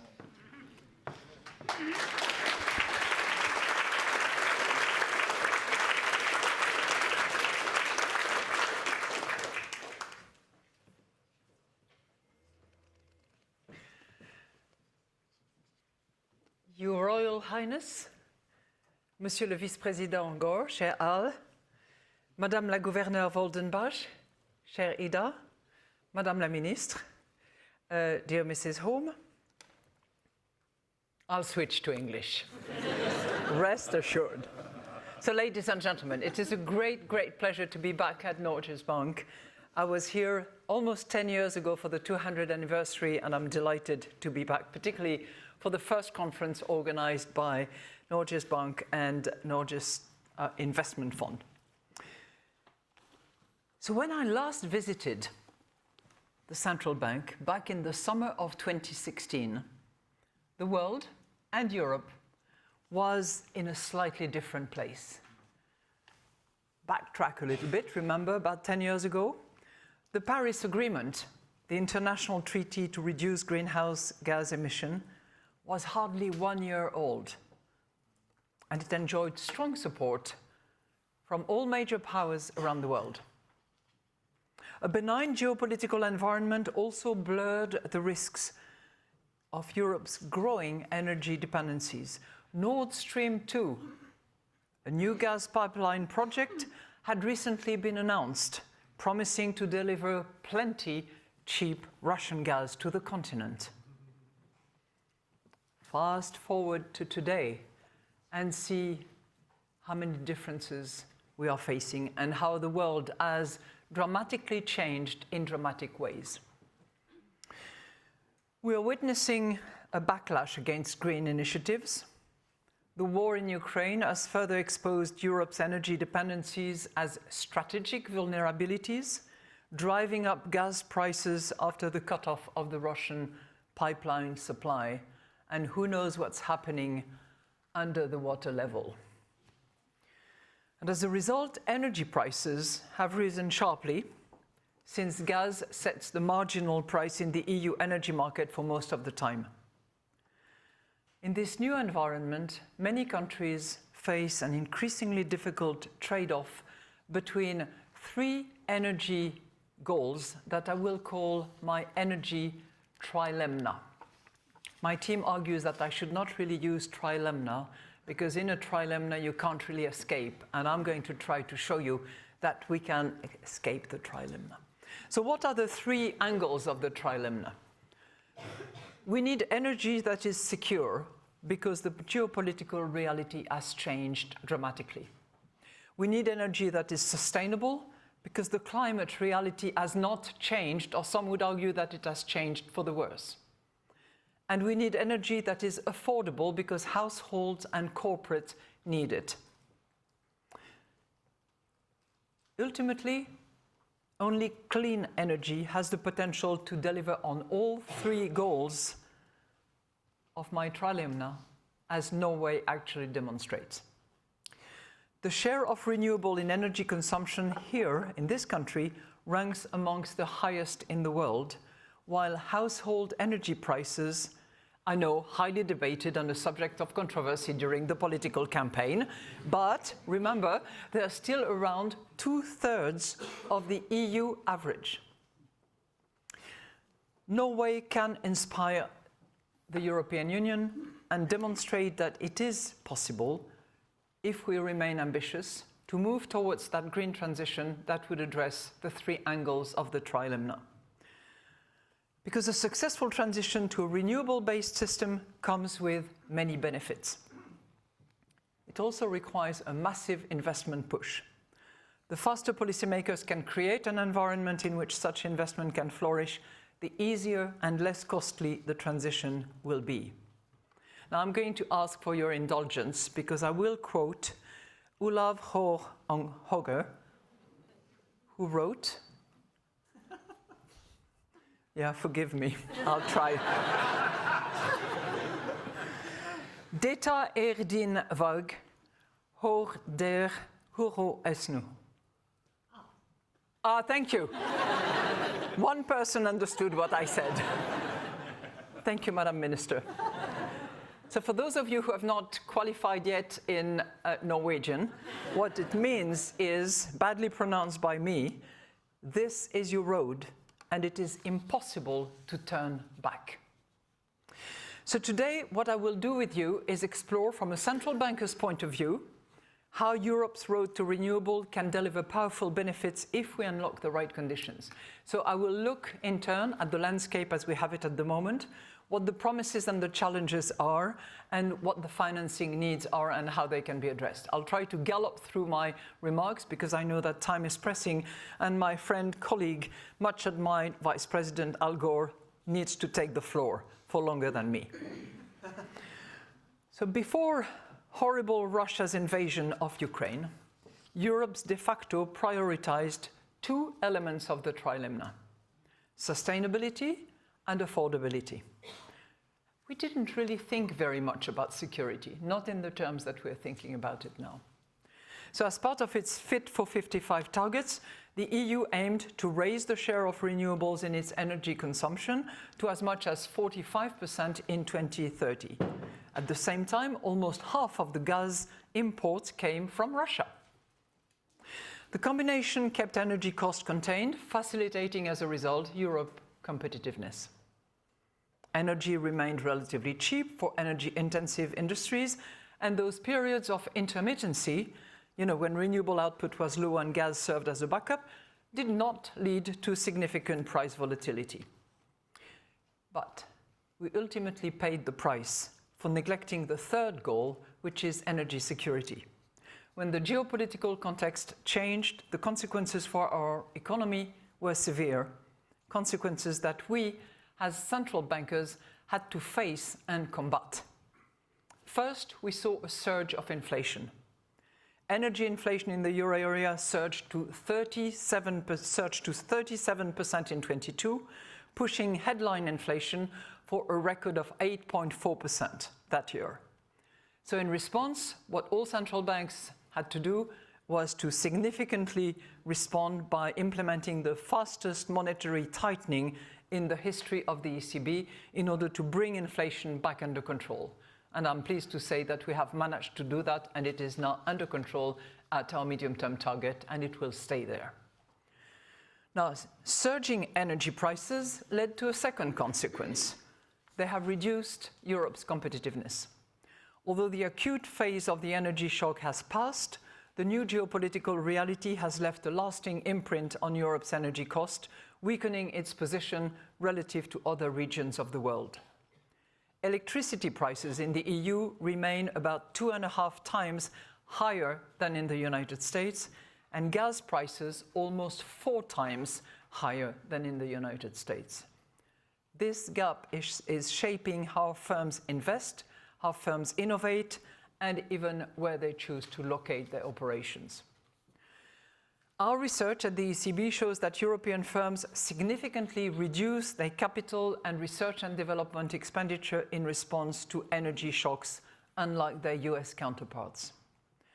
There are growing concerns that higher energy prices may also be contributing to the disindustrialization as European firms struggle against foreign competition.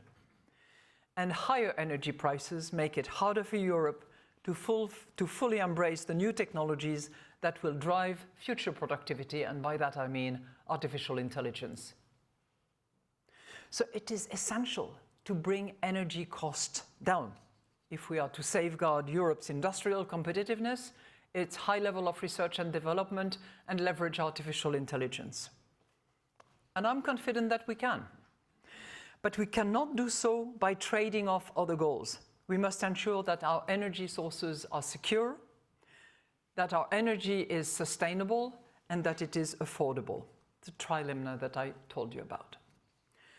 The only viable path for Europe to achieve these objectives is to rely more on locally clean energy. This path could help meet the 3 goals of the trilemma. First, renewables alongside other clean technologies for producing electricity are central to any credible plan to reduce the impact of climate change. Second, renewables offer a level of energy independence that, given our lack of natural resources, Europe would never reach with imported fossil fuel. And third, as the marginal cost of renewable electricity is close to zero, a system based largely on renewables should ultimately bring down energy prices. But we all know that there is some skepticism about all that, and skepticism as to whether such price reductions are really possible in Europe over the short to medium term.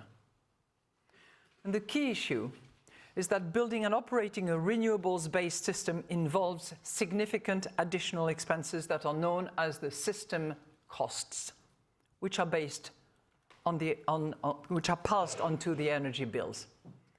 So what are these costs, those system costs? They come from different sources. Some of those costs are unavoidable, but others can be minimized if we are truly ambitious with the transition. The unavoidable costs include massive investment in new generation capacity and modernized grid. The European Commission estimates that these will require an annual investment of nearly 150 billion euros. And that number may even rise if restrictions on critical raw materials increase input cost or delay projects. But that's not the only cost, and there are other costs that can be minimized. For instance, the costs related to the inherent intermittency of renewables. Intermittency leads to higher price volatility, which ultimately feeds into higher average bills, which contributes to inflation, which is a cause for concern for a central banker. We saw this in November last year, when low wind output across much of Europe, especially in Germany, prompted a surge in gas-fired generation to meet demand. Electricity prices jumped in several countries, and the effects were felt across Europe, including in some parts of Norway. There are also costs associated with curtailment, when renewable output is deliberately reduced to keep the system balanced, which often results in payment to providers. The European Commission estimates that by 2040, we could lose up to 10 times more renewable energy generation than we lose today owing to grid constraints. But these costs should not hold us back from staying the course. And there are 3 reasons why I'm optimistic that Europe can overcome these challenges. First, while we cannot eliminate the cost associated with intermittency, we cannot control the weather, we can substantially reduce them if we push through with the investment in generation capacity, grids, and storage. I was at the IMF last week, annual meetings. I asked the head of European department, if you had to make one change, the first one that you would make, what is it? Invest in grids, instant response. One of our studies estimates that if European countries meet their solar and wind targets, electricity prices could fall by more than a quarter by 2030 and become less volatile owing to a weaker link between electricity and gas prices. Curtailment costs that I have just mentioned would also fall as research finds that each euro invested in upgrading the electricity grid translates into over 2 euros saved in systems costs. Second, infrastructure investment could be particularly effective in Europe owing to what? To our geographic diversity. Southern Europe performs strongly in solar power, while northern and Atlantic coastal regions excel in wind energy. You have the second largest coastal treasure in Norway, and wind energy seems particularly propitious to that. I know it's controversial as well. It's controversial in my country too.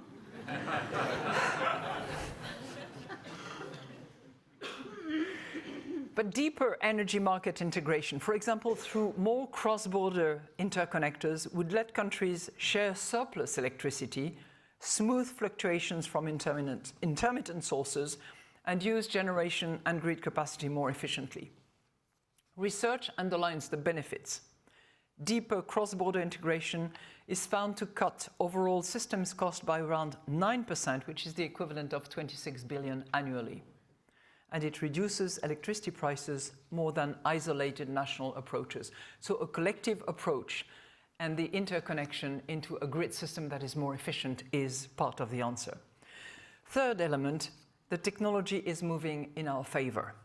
Not only are renewable solutions becoming much cheaper, but the ability to store renewable energy through periods of intermittency is also improving fast.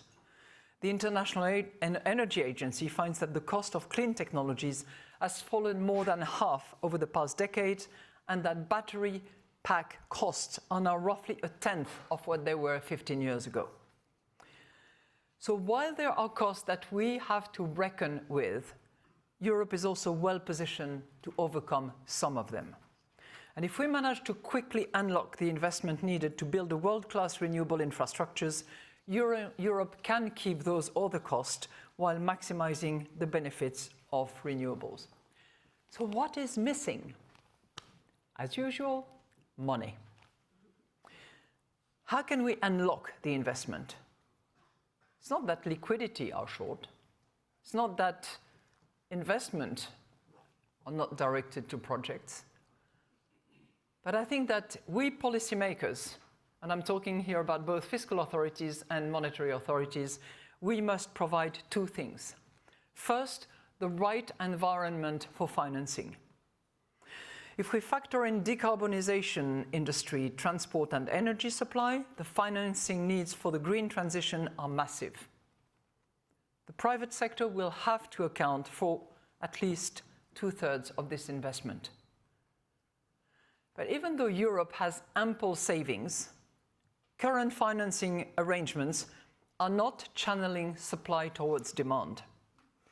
Nearly 4 in 10 European firms see the lack of investor willingness to finance green investment as a very significant obstacle. So the missing link, in our view, is a proper functioning capital market.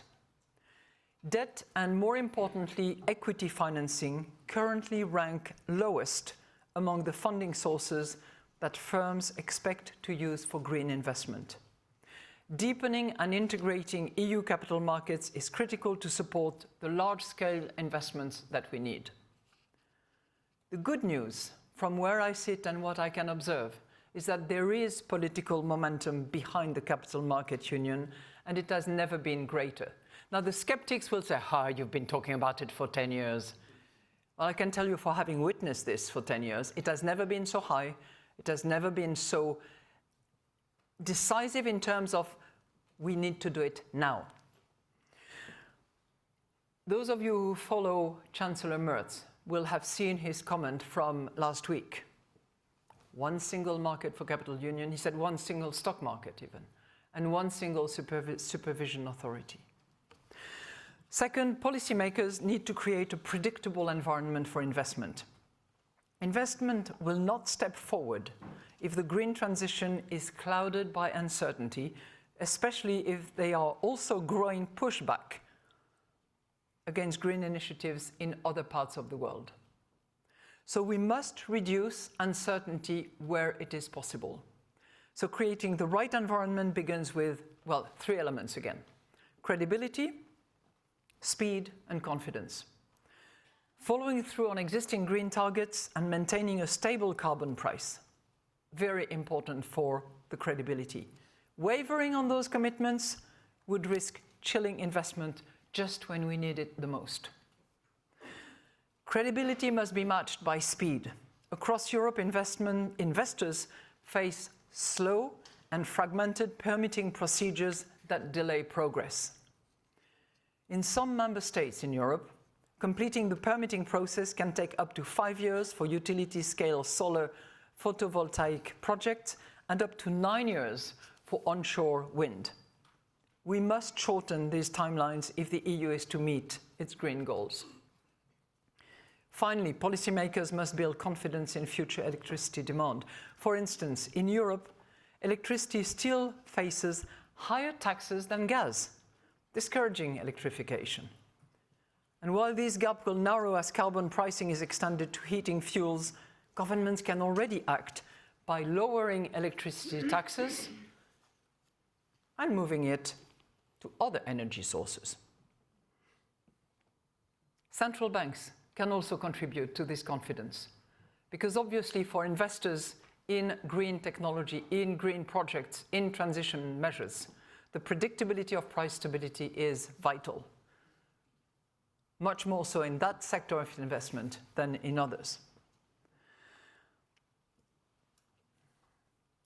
To deliver on those, policymakers have to be courageous.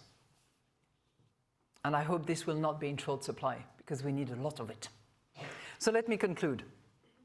Europe's recent energy crisis has revealed a hard truth. Our dependence on imported fossil fuels is no longer sustainable. An accelerating climate crisis makes this lesson even clearer.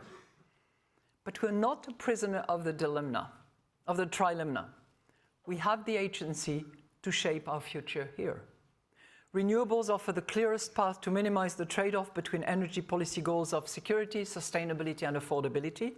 And pushing ahead with renewable is also strongly supported by citizens. Listen to that number. Nearly 9 in 10 Europeans want the EU to expand renewable energy. Some of the costs associated with the transition, such as the required investment, will be unavoidable, but if we create the ideal conditions in which that investment can flourish, we can ensure that the transition remains cost-effective. Our regretted anthropologist, Jane Goodall, who sadly passed away this month, reminded us. She said, "What you do makes a difference, and you have to decide what difference you want to make." So Europe must now decide. Either we remain with that unsustainable and expensive statu quo, or we create an environment that can unlock the investment needed for sustainable, secure, and affordable energy. I hope we have that courage and that determination. Thank you.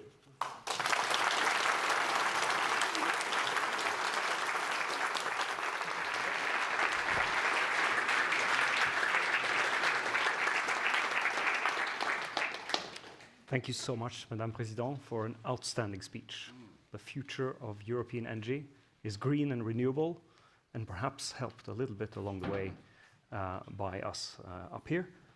And I'm not talking about Norwegian gas, which everyone knows, but about the investments that we recently did in European grid structure.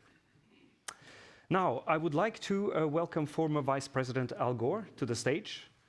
Mr. Gore has worked to raise awareness about climate issues for many, many years, for which he was awarded the Nobel Peace Prize in 2007.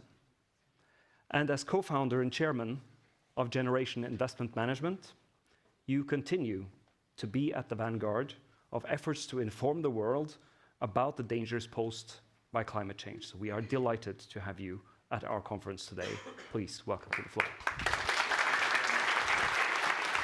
Thank you. Thank you. Thank you very much. Your Royal Highness, Crown Prince Haakon, thank you very much. I look forward to meeting with you later. And thank you, by the way, for your own personal commitment on the climate issue. It's quite important. To Ida Waldenbach, the governor and chair of Norges Bank, Nikolai Tangen, thank you for inviting me. Nikolai, I am honored to be here. Especially, it is an honor to share the stage with Christine Lagarde. That was a brilliant speech, really and truly. It was outstanding. And cher Christine, we have become very, very close friends over the years, and it's an honor to be here with you. And Kristen Halvorsen, thank you very much. Look forward to the conversation after these remarks. It's a great pleasure to be back here in Oslo. I've been here for 3 days.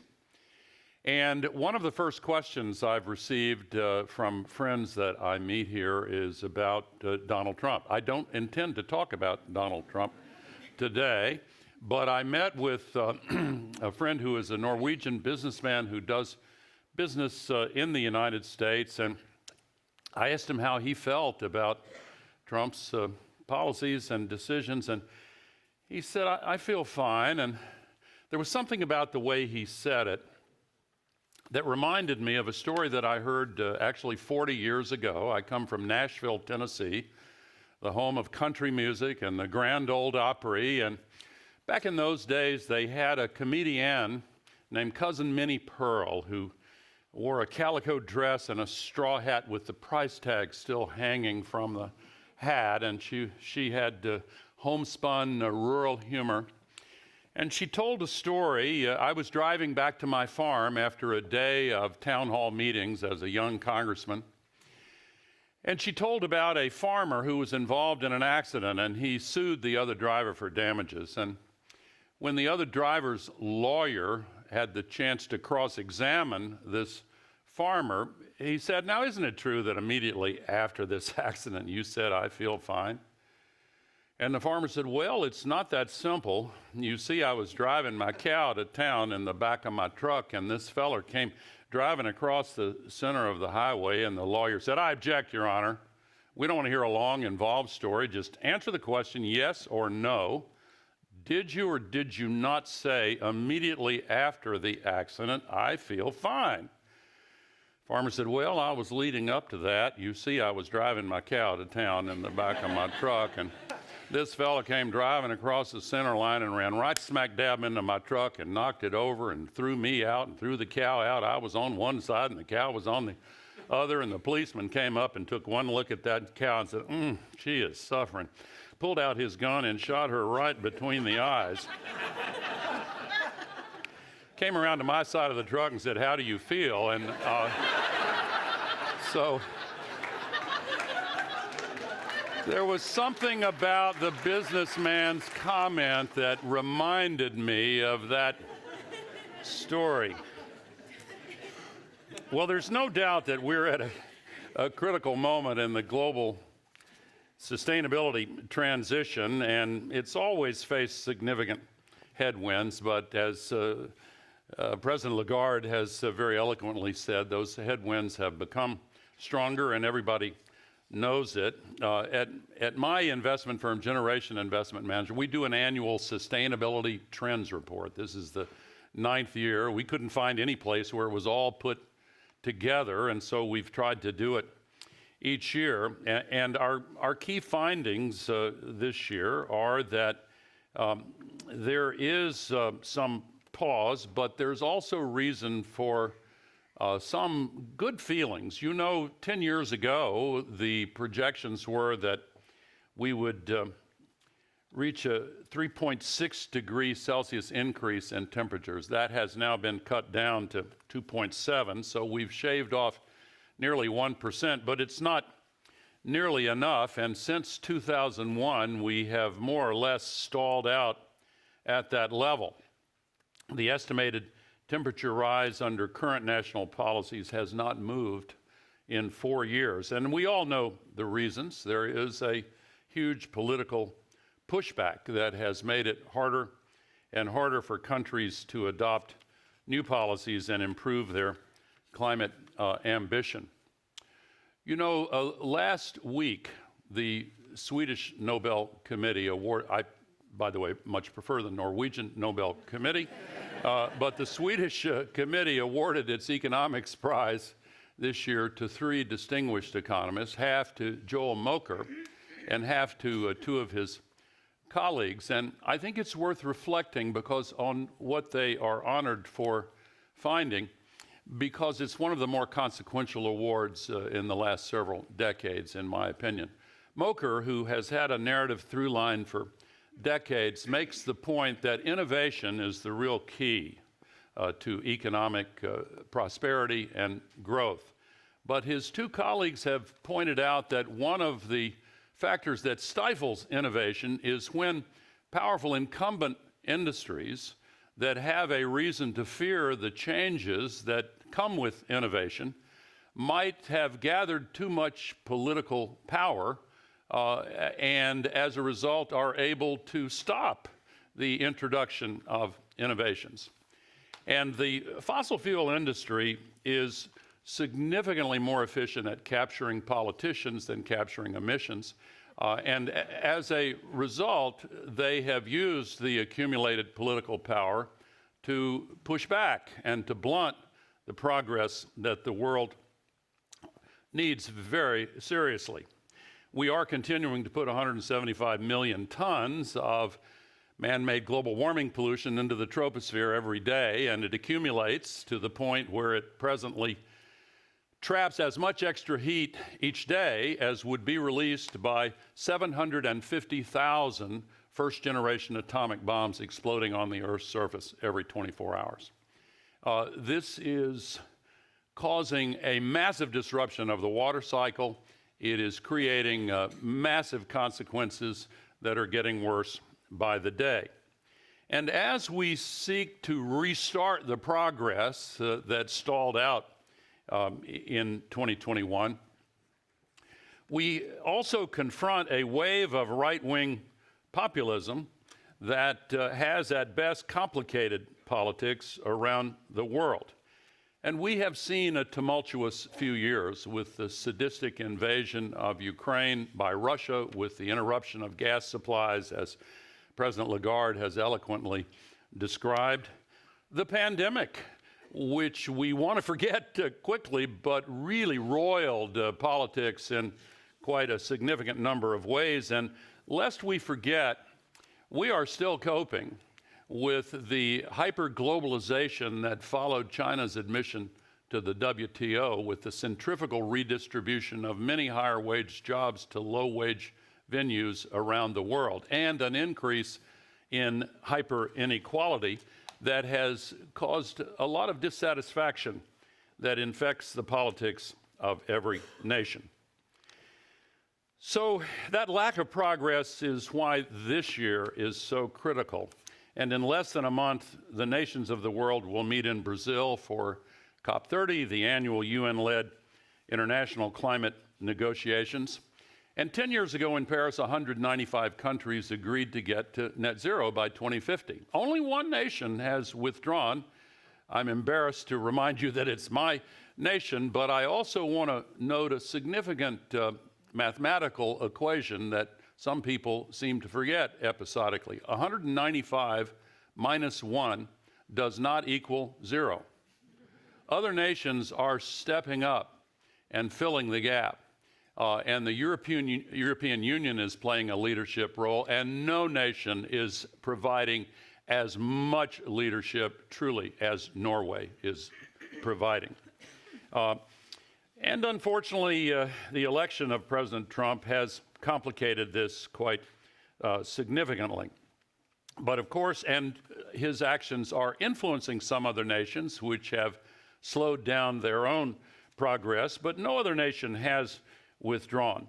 We are seeing new national plans come out. So far, they are much weaker than they need to be, and the weakness of these plans is worrisome, but not entirely surprising, because if the largest emitter of global warming pollution in history is not participating in solving this collective problem, then that can damage the motivation of other countries to tackle it themselves. But Norway is one of the nations poised to usher in a reversal of what I believe is destined to be a short-lived trend of backsliding. In submitting a new climate plan ahead of COP30, Norway has indicated that action is still on the agenda. And of course, as always, the devil is in the details, but I want to applaud Norway's robust and ongoing commitment to helping developing nations adapt to the changes that can no longer be avoided.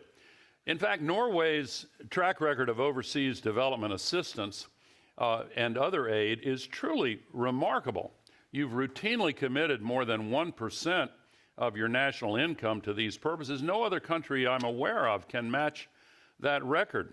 My own country is closer to 0.25 percentage point, and that's before the current administration started slashing foreign aid. And Norway is committed to doubling its climate finance by 2026 compared with the 2020 figure, and has already achieved this goal for the past 2 years.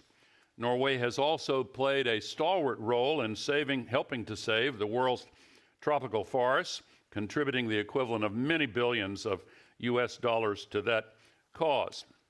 It is important to recognize, however, that government-to-government aid, as essential as it is, pales in comparison to the needed access to private capital in order to finance the energy transition. One of the most hopeful and optimistic trends of the last few years, last year, for example, if you look at all of the new electricity generation installed worldwide, everywhere in the world, many are surprised to hear that the percentage represented by renewable energy was 93%. And the International Energy Agency has projected that in the years ahead, it's going to exceed 95% renewable energy. But where did the money come from to install that 93% renewable energy? 85% of the money came from private capital, only 15% from government support. However, there is an unequal maldistribution of access to capital. There is what the economists call a home bias, and there is also a reluctance on the part of investors and lenders to commit to capital infusions into developing countries where there is a noticeable risk of currency valuation on a sudden basis, which might cause them to lose their money. Of course, they're going to be concerned.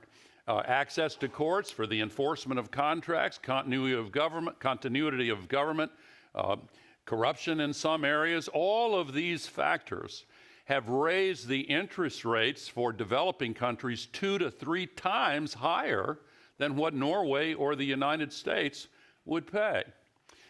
And as a result, they have been deprived of access to capital. Take Africa, for example. Africa has 60% of the prime solar energy potential of the entire world. But Africa has fewer solar panels installed than the single US state of Florida. That is a disgraceful commentary on the current system for the allocation of capital around the world. Developing countries as a whole are getting a tiny share of the capital necessary to finance the energy transition and the larger sustainability transition. They are getting 43% of the new investment in fossil fuel development, virtually all of it for exporting fossil fuel resources from developing countries to the wealthy countries. My friends in the activist community in developing countries call it fossil fuel colonialism.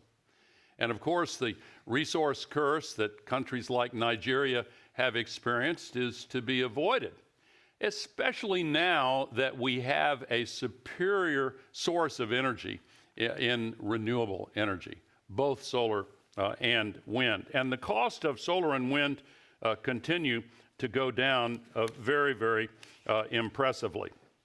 Now, this nation has been, as I've said, a very impressive leader in all of these matters. And Norway's power sector is already one of the cleanest in the world. 98% of Norway's electricity capacity is carbon-free. And of course, you have a lot of hydropower, but you've made the right choices. And we are seeing an inflection point as the cost of solar in particular reaches unprecedented low levels. Take Pakistan, for example. They are installing cheap Chinese solar panels at a record rate. In some areas of Pakistan, it is now not uncommon for a bride's dowry to be 3 panels and an inverter. And that's a true story. And we are seeing this take off in so many countries. Imports of solar panels are rising very quickly, not only in the developing countries of Africa, but in Southeast Asia and elsewhere in the world. And when solar panels are coupled with batteries, then the transformation really begins to take hold. In my nation, the California grid is getting 20% of its power in the early evening from batteries charged with sunshine earlier in the day. I flew here from Australia, and South Australia gets 30% of its power from batteries in the early evening. Their goal is to reach 100%, and the experts believe they definitely will reach that goal. So the second largest market for fossil fuels after electricity generation is transportation. And worldwide, the sales volume of electric cars is up more than 30% this year. Will likely be a quarter of all cars sold worldwide in 2025. And Norway, once again, is the global leader. Cars with plugs have been more than 90% of the market for years already, and the figures for the month of September just came in. 98.3% of all new car sales in Norway are electric. So I think you can check that box, Norway. Thank you very much for your leadership. Your national fleet is already 1/3 electric, on its way toward 100%. And the rest of us can look around Norway right now and begin to see the start of a post-oil future. But there is a huge geopolitical challenge associated with both the solar boom, the battery boom, and the electric transportation boom. China has made decisions that have allowed it to dominate the market in all of these sustainability-focused industries in the future. During the month of May this year, China installed as much new solar electric capacity every day as would have been provided by opening 3 1-gigawatt nuclear plants every day, 30 days in a row. It's difficult to imagine any other country accomplishing that. And in every one of the related fields, they have made a decision to move aggressively to dominate those industries. So we must respond to that challenge. China seems to think that they really will make the 21st century a Chinese century and provide leadership for the entire world, perhaps in the geopolitical sphere as well. I don't think they can. I don't think the world will follow China because the world does not, generally speaking, agree with the values of China. We value freedom, even though it seems at times to be under assault. But let me also make the point that suspicion of Chinese motives might well be warranted on many fronts, including the security risks that they pose to NATO countries and European countries more generally. The Chinese economy is itself a long way from clean, but we have to recognize that what they have accomplished with the energy transition. Norway is inspiring countries around the world. We have to respond to and manage China's dominance of these technologies, and yet we also need to recognize that since Paris, the direction of travel for the world economy has been clear. Companies that want to continue to compete for global markets will have to make sustainability central to their business operations. The United States is not participating in the way that it should. But I do believe that change is coming in my country as well. So despite the political difficulties of the moment, we cannot let the ambition for a better world wither away on our watch. So let me close by citing Norway's celebrated playwright, Henrik Ibsen.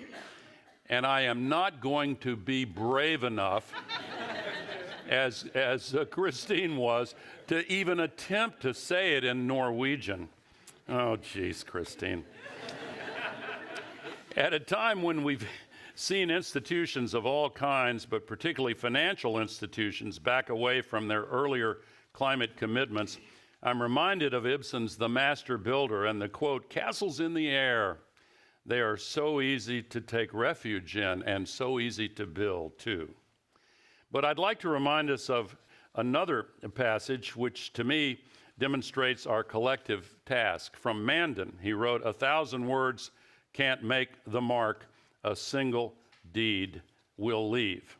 So the time has come for all of us to summon our strength and ignore our critics, turn our words into deeds that will collectively safeguard the future of human civilization.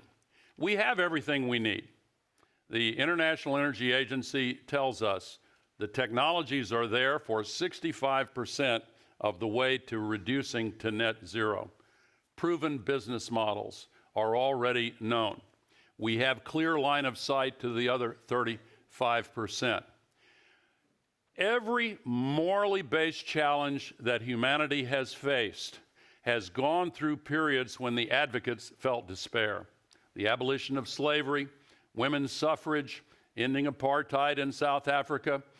It seemed at times impossible. As the late Nelson Mandela once said, it always seems impossible until it's done. And when the underbrush of argumentation is cleared away and the central issue is revealed to be a choice between right and wrong, then at a very deep level, the outcome becomes foreordained. The only thing some people think we have in short supply is political will.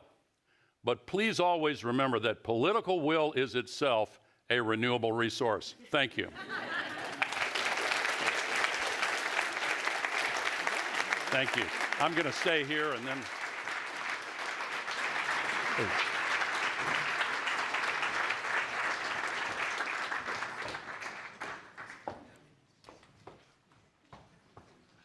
Thank you very much. Thank you very much. You have given us a lot to think about, both about the challenges in the world, but also about the hopes.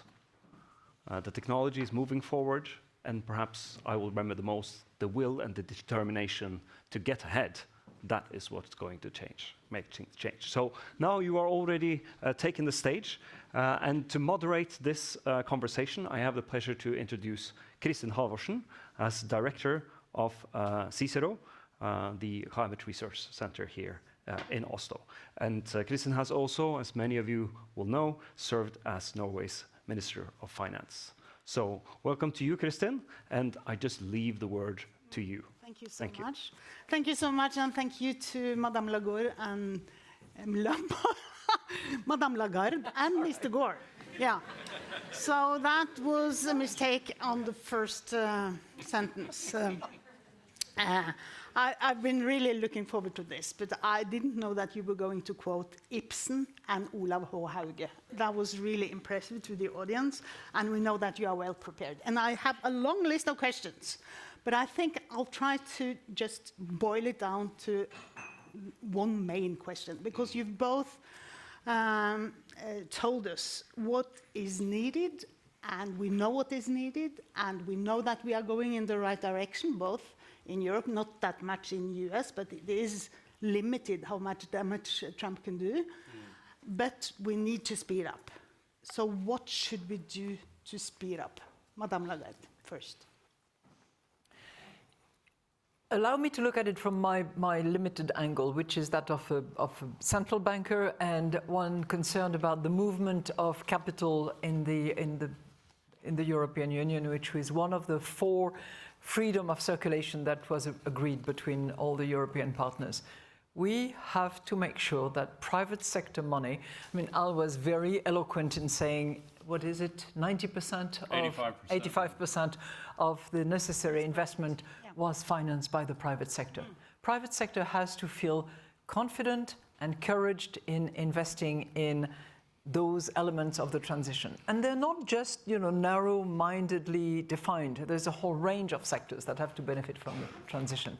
So policymakers have to facilitate that, accelerate it as much as possible. I think that as sort of a cherry on the cakes, which would not be irrelevant, is making sure that there is the right taxation in the place where you want to encourage or discourage. So I referred in my speech to, taxing alternative sources rather than electricity sources. I would say that encouraging equity investment rather than debt would also be necessary in order to, have stable and longer-term investment, which is needed in the green sector. So from my corner, I think accelerating, speeding up, simplifying access from private capital to a market where green investment are encouraged by the fiscal side would be first priority, together with, in terms of where the money is invested, I would repeat, grids, in order to address the costs that can be reduced. Let me endorse President Lagarde's comment about the priority that should be assigned to improving the grids. This is true in almost every country. When the millennium turned a few years ago, the National Academy of Engineering in the United States conducted a survey to identify the #1 engineering achievement of the 20th century. And the answer was America's electricity grid. But only a few years later, it became apparent that the key part of that phrase was in the 20th century, because it's no longer a one-way transmission. It is a two-way and multi-way transition with grid storage widely distributed throughout the grid. It requires a lot of software. It requires a lot of innovation. I think this is going on in the United States in spite of Trump. There's a boom in renewable energy investment right now in the United States. Some of it is driven by the prospective retirement of certain incentives at the end of the year, but it's mainly driven by the economic superiority of these sources. And may I remind you that when Donald Trump was president for 4 years the first time around, what happened during those 4 years? Solar energy doubled. Electric car sales doubled. Clean energy investment tripled. Coal use declined by more than 20%. Why? Because the economic realities are favoring this energy transition. If I could give you a visual metaphor that to me describes what's going on in the world and in the US, there's a big wheel turning in the right direction, and little wheels within it turning in the opposite direction. But even those little wheels are being moved inexorably toward where we're going. We're not moving fast enough. We have to accelerate. How do we do it? In order to solve the climate crisis, we have to pay attention to the democracy crisis. Christine mentioned that 9 out of 10 Europeans are in favor of ramping up investments in renewable energy. I don't think the percentage is quite that high in the US, but it's close to that in the US. And yet, the political power and the legacy political and economic networks of the fossil fuel industry have been used very skillfully to slow this transition down. I mentioned the big changes with the pandemic and with the China WTO, the invasion of Ukraine and all of that. There's another transition we've been wrestling with, and that is a radical transition in the information ecosystem within which we make collective decisions. Norway and the United States formed our institutions during the era of the printing press. And we cycled through broadcasting, which is totalitarian friendly, to the internet and now social media with an overlay of AI coming rapidly. And as a result, the norms and practices of representative democracy have been turned upside down, and they're not working as well as they should. I do believe that change is coming, and I believe in the elections 1 year from next month, we will see, almost certainly, we will see a dramatic change in the direction of the Congress in the United States. Yes, let's hope so, I dare to say. Madame Lagarde. Do you allow me to make a suggestion here? Absolutely. Because I don't know how many of you in this room have seen a film called The Inconvenient Truth. Raise hands. Okay. Point made. At times when films were actually very powerful, one person sitting next to me was the agent for change. And I don't know what it was for you. For me, it was a dramatic understanding of what was going to happen. And I would suggest that with that same person sitting next to me, we should encourage him and maybe fund him. There's a bit of money around here. To produce on the media of the future something that could be called, I don't know, the inconvenient comfort zone that we are in, or something like that, in order to encourage as many young people, because we're all a little bit over the edge of the 20s in this room, but encourage them to appreciate what is needed, how much money will be required, and how they should prepare for that. Wouldn't you agree? Yes. Yeah. Well, as I often say, if it hadn't been for me, we might have a big problem right now. Yes. But I'm not done yet. You're not done yet, but should we move back to the European country? No, please. Because climate initiatives are competing with many other important tasks. For instance, we have to increase our defense budget. We have a lot of other challenges. How should we try to combine climate initiatives with all the other tasks that we have to address? I hope it was clear in my remarks that we have to act together. And the togetherness, for me, is Europe and the European friends around us. And I think that when there is a threat as obvious, as imminent, and as long-lasting as climate change, it really warrants a joint approach. So fiscal space is limited for some countries, as we know. Other countries have a larger balance sheets and are putting the balance sheet in the equation. But it's really one of those areas, the 2 or 3 that I think, from my perspective, are unquestionable. Defense is one, climate change is the other one, that warrant joint commitment, joint initiative, joint funding in order to respond to the urgency of the matter. And as Gore was saying earlier on, 85% is private sector, 15% was the incentive or the environment within which policymakers could make a difference. So we're not talking about the entire financing needs being supported by governments, because number one, they cannot do it. Number two, private sector must play its part as well and will bring a level of discipline and scrutiny to the projects which are needed. So that would be my response to you. It's a joint effort, massively from the private sector, in a smaller proportion by the public sector, but one where joint effort is completely warranted and necessary. But we will be dependent on a lot of import from China. And we try to be more independent of Russia. So are we just swapping the dependence of Russia with dependence on China? Look, if there is one lesson that we learned in the last few years, is to be more security, sustainability, affordability. All of that applies as well to the supply chain and the sourcing of the components. It's obvious at the moment that about 95% of the solar generation various components, including rare earth, by the way, that are needed for some of that, are in the hands of China. but we have to respond to that. And there is a strategy that has been developed by the European Commission, which addresses precisely the issue of rare earth in order to reach certain targets of independence. It's going to take a while, just as it will in relation to defense. But we have to take that path and to travel that journey. Let me offer two pathways to consider.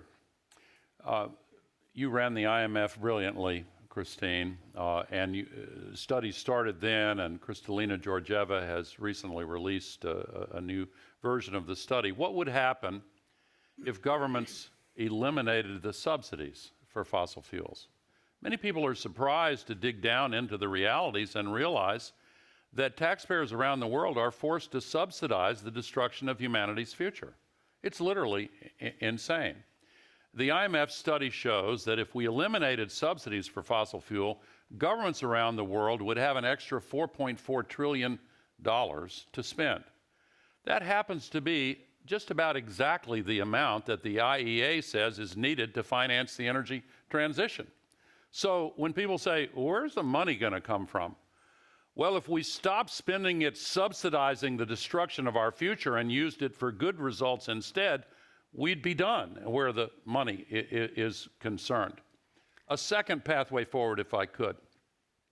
President Lula, who is hosting, of course, COP30 next month, has recently ventured this proposal for an alliance of countries that support the carbon border adjustment mechanisms, the CBAMs. If China and the European Union, including Norway, Singapore, Australia, all combined with a border adjustment to reflect the carbon content, then that might even match President Trump's fondness for tariffs, such as it is, and we could finally, in that indirect way, put a price on carbon. Thank you so much. They tell me we have to stop. I can see that the audience is more optimistic now than when we met this morning. And that is because of you. You are very experienced people. You have been working on this for decades. And we knew it wouldn't be easy to form such a big transformation. But we just have to carry on. Can I make one more comment? I know that you're in Norway, you're much more punctual than we are in the United States. I know you're getting the signal. Yeah. I had a teacher when I was young who said frequently that we all face the same choice in life over and over again. And it's a choice between the hard right and the easy wrong. We have now reached a point in the evolution of human society where we face that choice between the hard right and the easy wrong. People say we face a poly crisis. We have a poly solution. We need to make the hard right decision to vastly accelerate the transition away from fossil fuels and build confidence that we can control our own destiny. I want young people to have the same hopefulness in looking at the future that I had when I was young. How dare we not give that to them when we know that we can, we have the ability to do it. Norway has been leading the way in making the right decisions. We can choose the hard right and save our future. And this word, thank you so much. Thank you so much, Madame Lagarde.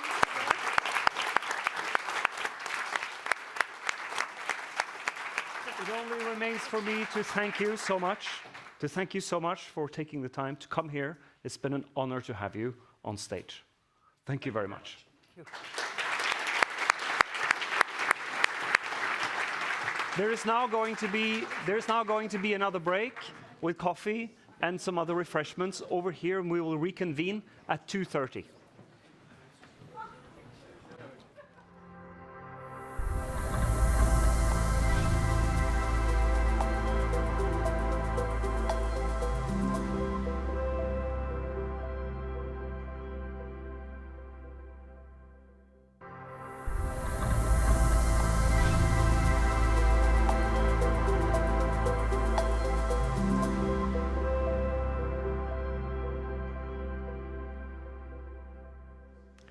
Welcome back.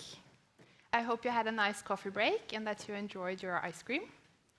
As we have heard today, a changing climate will affect the economy in many ways. This involves risks that investors need to understand. But risks also imply opportunities. And in this session, we will further explore how to approach these risks and how investors are integrating these factors into their investment decisions. We are honored to host Professor Tim Lenton as our first speaker. He's a pioneering researcher, and his work identifying climate tipping points has informed the setting of the 1.5-degree climate target. As director of the Global Systems Institute and lead author of the Global Tipping Points report, Professor Lenton brings crucial insights on both the risks we face and the opportunities that can accelerate our transition to net zero. Please give a warm welcome to Tim Lenton.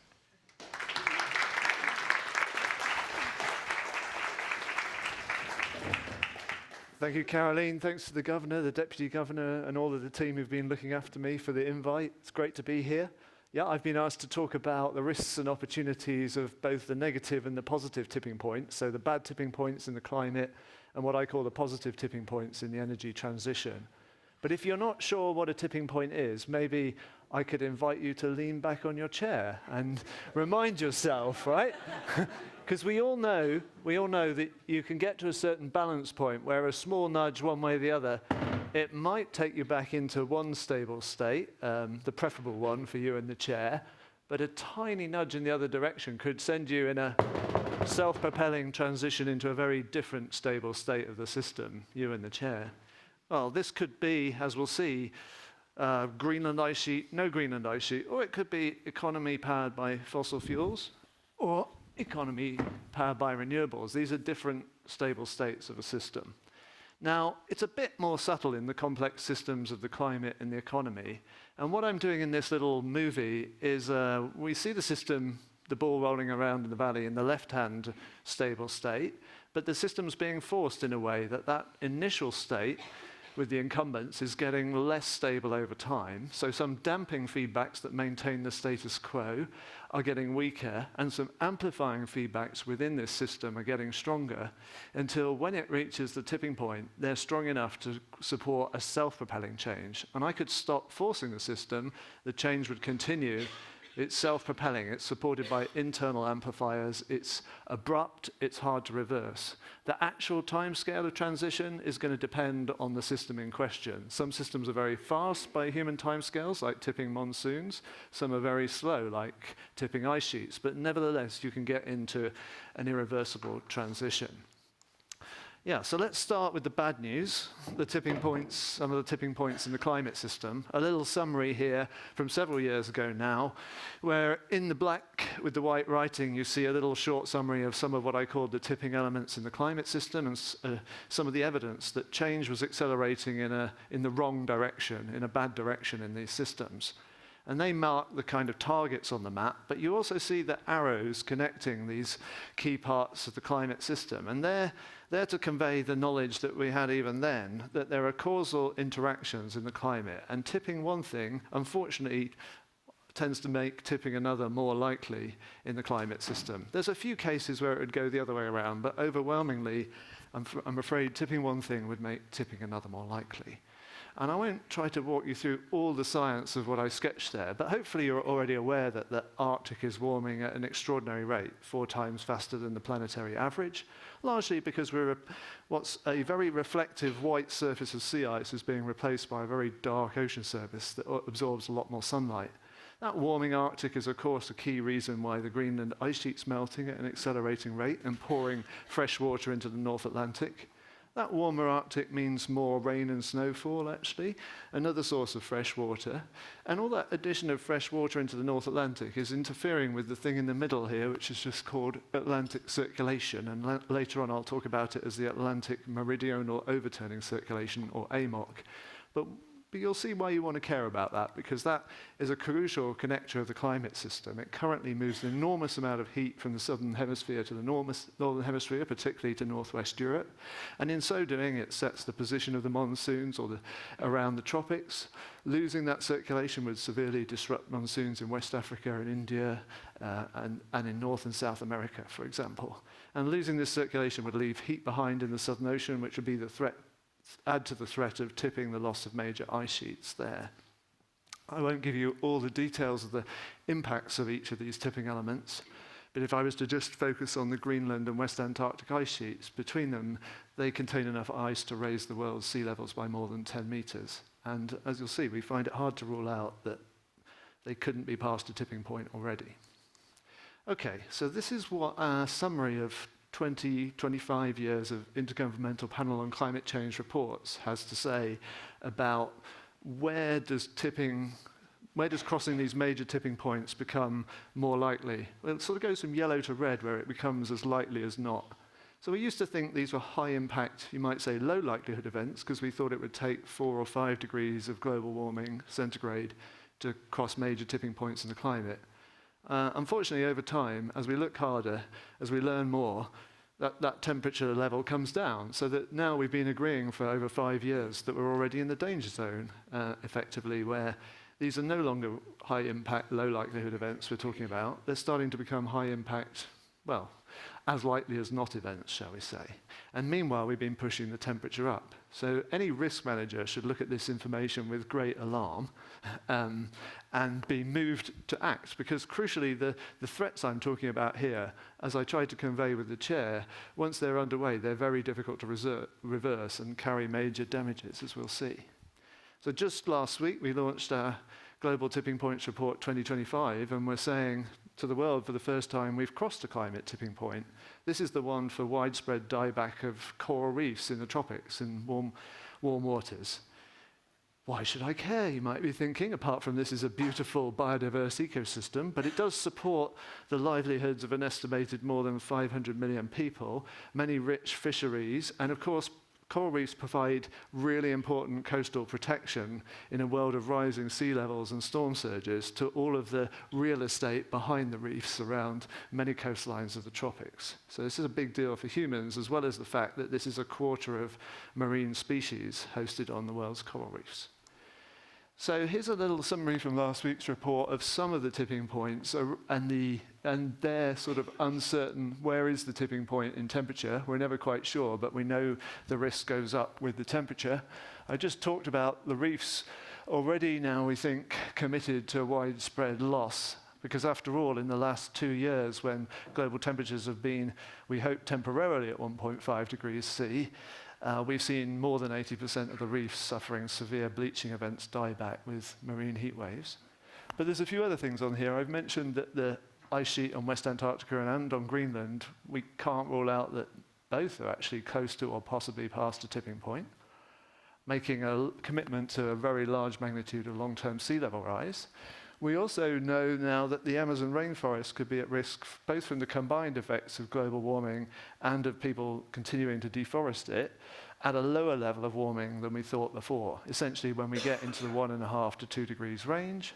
And we're all going to sail past 1.5 degrees centigrade of global warming in the next 5 or so years, best estimate in 2030. So we're heading into a danger zone of more of these tipping points becoming more likely.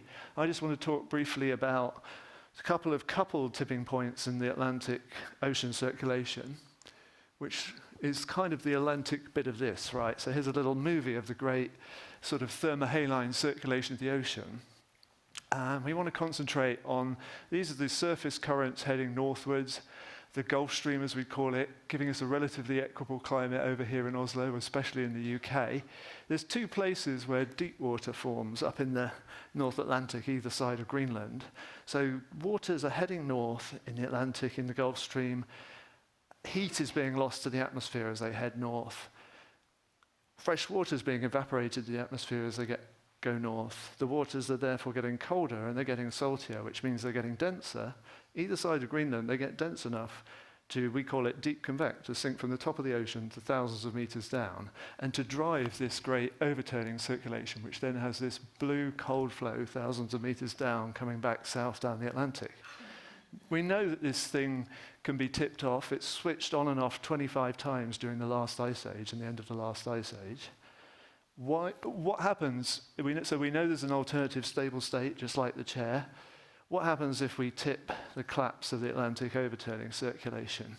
Well, it happens in some of the state-of-the-art climate models at 2 degrees C of global warming. It actually happens at less than 2 degrees C in some of the models. Here's an example of a high-resolution climate model. There's quite a lot going on the slide, but it's highlighting what's happening to the winters over much of Europe. Because what the take-home message here is, although the summers remain beset by heat waves worse than today, suddenly the seasonality of our climate in Northwest Europe changes radically. And the winters, well, let's start on the right. What happens is we lose this major transport of heat. So in the winters, the Arctic sea ice makes a stunning recovery. By December, it's down to here. By January, it's covering the seas where we are in Oslo. By February, it's almost reached the Thames and is covering most of the North Sea. That's why the decadal climate extremes after this tipping point include temperatures, well, where are we? About minus 40 degrees C is the decadal extreme in Oslo in this climate in the winter. In Edinburgh, it's minus 30 degrees C and 5.5 months of the year are frozen solid in Edinburgh. In London, it's, minus 20 degrees C, but 3 months of the year are frozen. I don't know about Norway. I mean, you're used to snow. But in the UK, this will be an absolute infrastructure catastrophe. We're hopeless when it snows. So that's a big impact on Northwest Europe after this tipping point. This is a crude estimate of what it does to the global viable area for growing 2 major staple crops. Purple means loss of viable area, dark purple means almost complete loss. There's a lot of widespread drying and this winter cooling that severely impairs the potential to grow these crops, reducing the global viable area by more than a half by our estimation. So in simple terms, a food security crisis underlain by a water security crisis. So that was the bad news. That should give you enough to ponder to make you think we really should be doing everything in our power to try and avoid that risk. And are we doing everything in our power to decarbonize the economy and get to zero emissions? Obviously we aren't. How much faster do we need to be going decarbonizing the economy, do you think, to have a reasonable odds of limiting warming now below 2 degrees C? Well, my friend Simon Sharp wrote a book about it. He said we need to go 5 times faster. Unfortunately, I've had to redo the calculations because we haven't been going 5 times faster since he wrote the book, and now we need to be going probably 7 times faster. We need a spectacular acceleration of the action that is happening in decarbonizing the economy, but we're looking at needing to go an order of magnitude faster, which is why I spent a couple of years trying to convince myself and write a book here on positive tipping points about the evidence that in some sectors and in some markets, we have seen a spectacular positive tipping points to clean technology and also some changes in behavior that we need. So let's just quickly land the idea here. It's the same concept. There are alternative stable states of the economy. There's the fossil-fueled economy, propped up by lots of damping feedbacks. Vice President Gore mentioned those, the subsidies, for example. There's an alternative state of the economy powered by renewable energy, battery storage, all the rest of it. That's, for many of us, will be a more profitable as well as a much cleaner and healthier one to live in. There's a barrier between them, but there's some evidence that actions can affect the balance of feedbacks in the system and have done, as we'll see for key markets and sectors, in a way that needs to happen. We need the kind of actions that are going to destabilize the current state of the system and propel the change into the alternative state. It is a simple argument. So, can I convince you that we could change really fast in key technologies? Let's start with a historical example. This is Fifth Avenue in Manhattan, New York, Easter Day parade in the year 1900. And your job is to spot as everybody parades on the street and drives around also in the road, everyone in the road is parading around in their horse-drawn carriage bar one person in an early automobile. Can you see them in the photograph? Yes, well done. Well done. There they are. Let's fast forward 13 years to another photograph of Easter Day parade in New York City in 1913, and you have to spot the one person left in a horse-drawn carriage. Everybody else is in an early automobile. Can you see them? Same place on the street. Aha, now there's a tipping point in personal mobility that unfolded pretty quick. Again, in tipping points, it's all about amplifying feedback. So what were the amplifiers here? Well, there was a bit of a fashion craze going on. You know, when some people got a car, other people thought, oh, I want one of those. And we have a habit, and researchers call it social contagion, but we have a habit just of simply imitating each other's uptake decisions sometimes, and that can snowball. But of course, there are really powerful amplifiers in technology innovation. The more early cars that got built, the better they got and the cheaper they got. The Model T being the famous example, when it first comes on the market in the mid-1900s, costs about $900 and something for the standard model. Within less than a decade, the price had fallen to less than $300. And this is because of economies of scale. The famous model, Henry Ford's famous production line, the more cars you built, the cheaper the unit cost. But also, as a rule with technology, the more we make it, the better we get at making it, and the more attractive the product becomes. With the early gasoline cars, that was clearly the case. But there's also a thing I'd call technology reinforcement. In innovation, we tend to put technologies together to make, when a new technology arises, put it together with other technologies, make it more useful. For early gasoline cars, the crucial thing was arguably the electric starter motor, which took away the pain of cranks starting them. But also, of course, gas stations and roads got built, so a lot of complementary technology. Well, that was history. Now, as you've seen, here you are leading the world in the tipping point we need in this sector from internal combustion engine vehicles to electric vehicles. Norway can be rightly proud of having led the world in a very abrupt transition in the market from one to the other. And as an aside, yes, some crucial policy support enabled this, but that policy support in turn came from social activists. I think you, the audience, should know this story, so I won't tell it to you, because I'll use up all my time. But members of the pop band a-ha and their architect friend Harold Rosvik, for example, pictured here in 1989, publicized a set of, I think it was 9 policy demands that they wanted the Norwegian government to adopt to incentivize the transition to EVs. It was a decade-long battle to get those adopted, but it's a key part of the reason for Norway tipping first.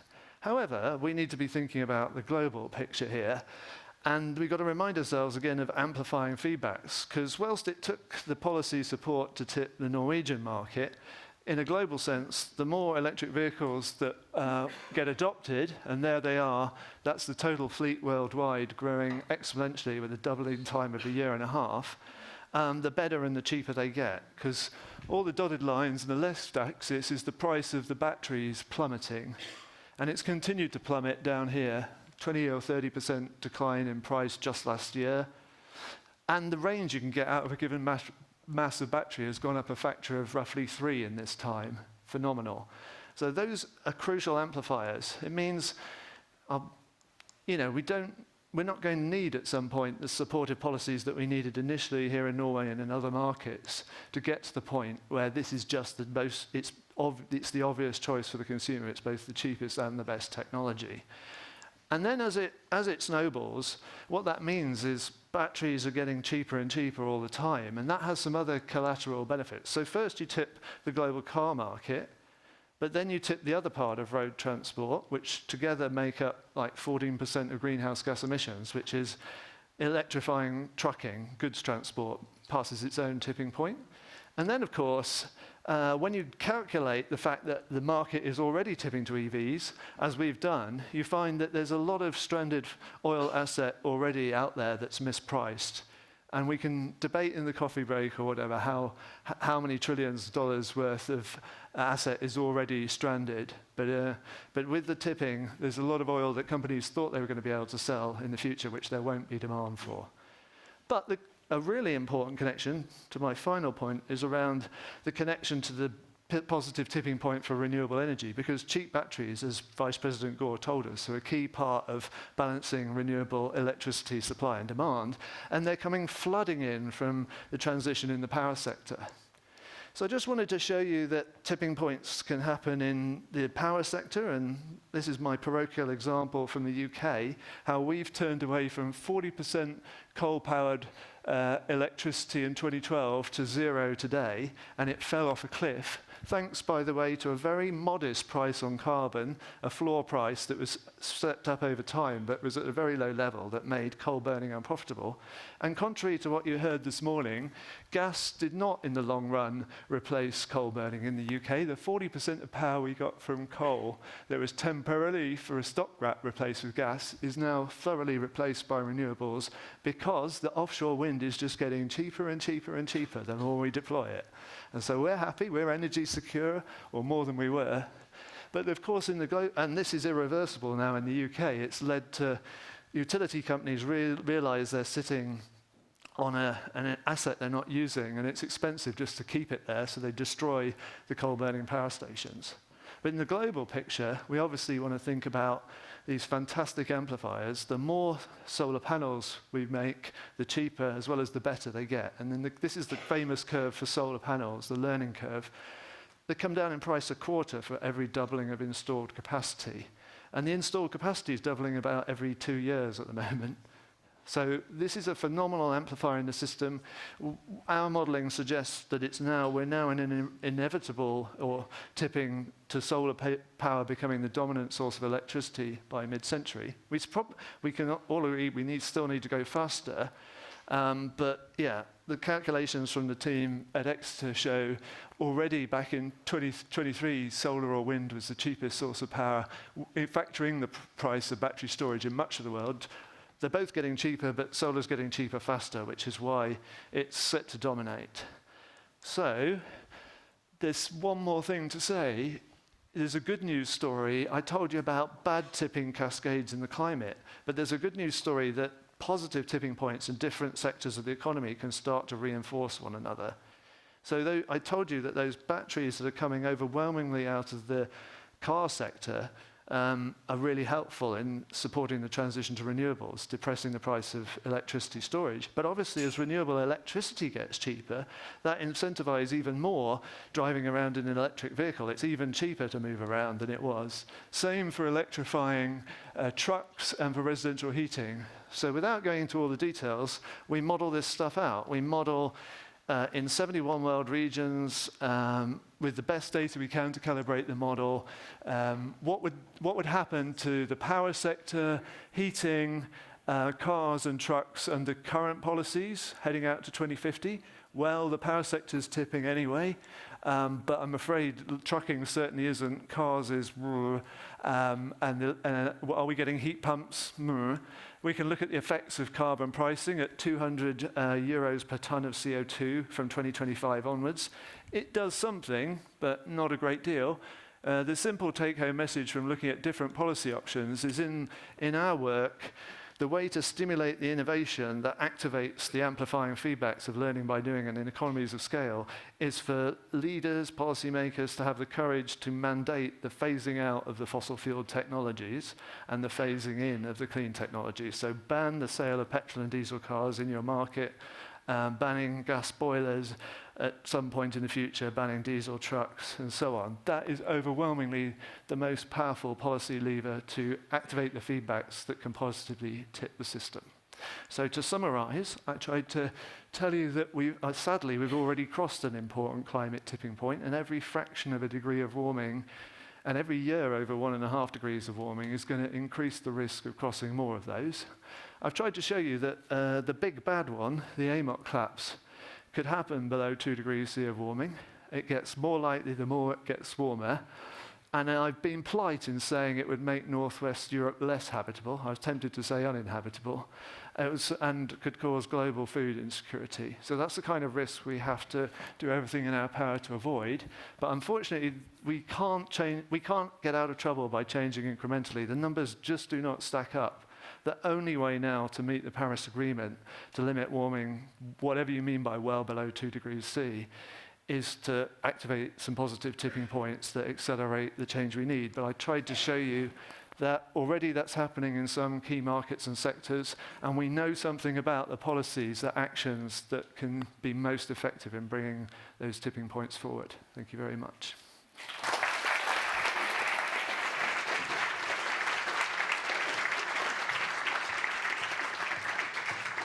Thank you. Thank you so much. It was very interesting to hear your presentation.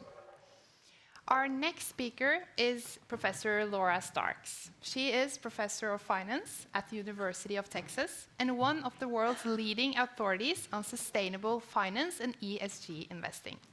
Professor Starks has had a long and distinguished collaboration with Norges Bank Investment Management. For more than a decade, she has contributed to the fund's responsible investment strategy. She will talk about the role climate information has in investment decisions.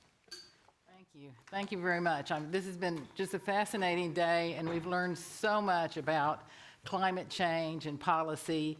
And I want to talk about how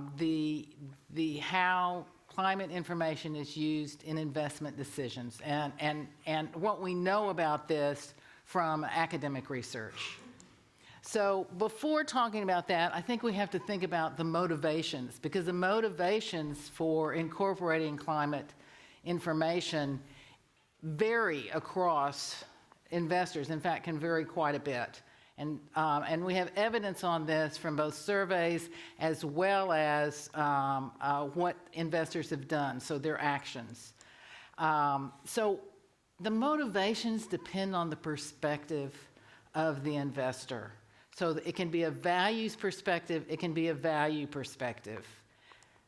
And when we think about the values perspective, that has to do with non-pecuniary, non-financial. It's people's, it's what they value. And so if we think about actually the Council on Ethics is an example of this, where decisions are being made based on values. The value perspective is what we think about with investors. What they make their decisions based on is looking at the financial information, thinking about how the risk and return opportunities that come from using the climate information. So we have these two differences, and I think this is understood in Norway. I think there are a lot of people in my country that do not understand these differences. But it's important when we're looking at how these decisions are being made. So I want to use a survey of large institutional investors to point out some of the differences in their motivations. So we surveyed 439 large institutional investors around the world, asking them why they incorporated climate risk information into their investment decisions. And this shows the top 6, 7 of these. And actually, we had expected that we would find one that would be more than the others, but they could choose more than one. But even with that, we found quite a bit of variety in what they chose. And we can separate these into values versus value perspectives. So if we think about the value perspective, it's what are the return opportunities? It's beneficial to investment return. It reduces overall portfolio risk. It reduces tail risk. These are clearly financial value motivations. On the other hand, there are values motivations, where they're looking at, what are the asset owner's preferences? Is it a moral, ethical obligation? And so those two, would be the value. And then there are two that I think are a blend. It's both values and value that protects our reputation, and it's a legal obligation, fiduciary duty. So when we think about the motivations, we need to think about this variety of motivations across institutional investors. We also can see evidence from investor actions. In other words, what are the portfolios that they're holding?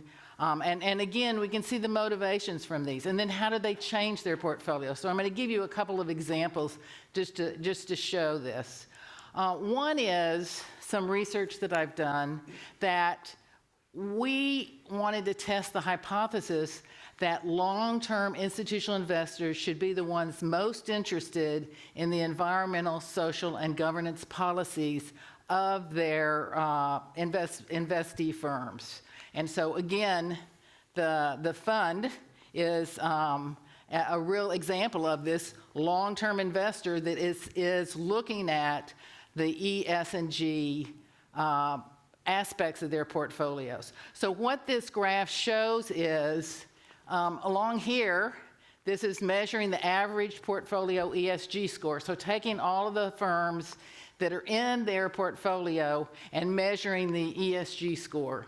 And then we used their portfolios to determine, well, what were their horizons? How long were they holding the firms? And as you can see, it was really clear that it's those with the long-term horizon that are holding the high ESG firms. And the E, one of the big things in there is climate change. And then the short-term horizon, and it was very monotonic in terms of how this came out. So that's some evidence of how information is being used by the investors.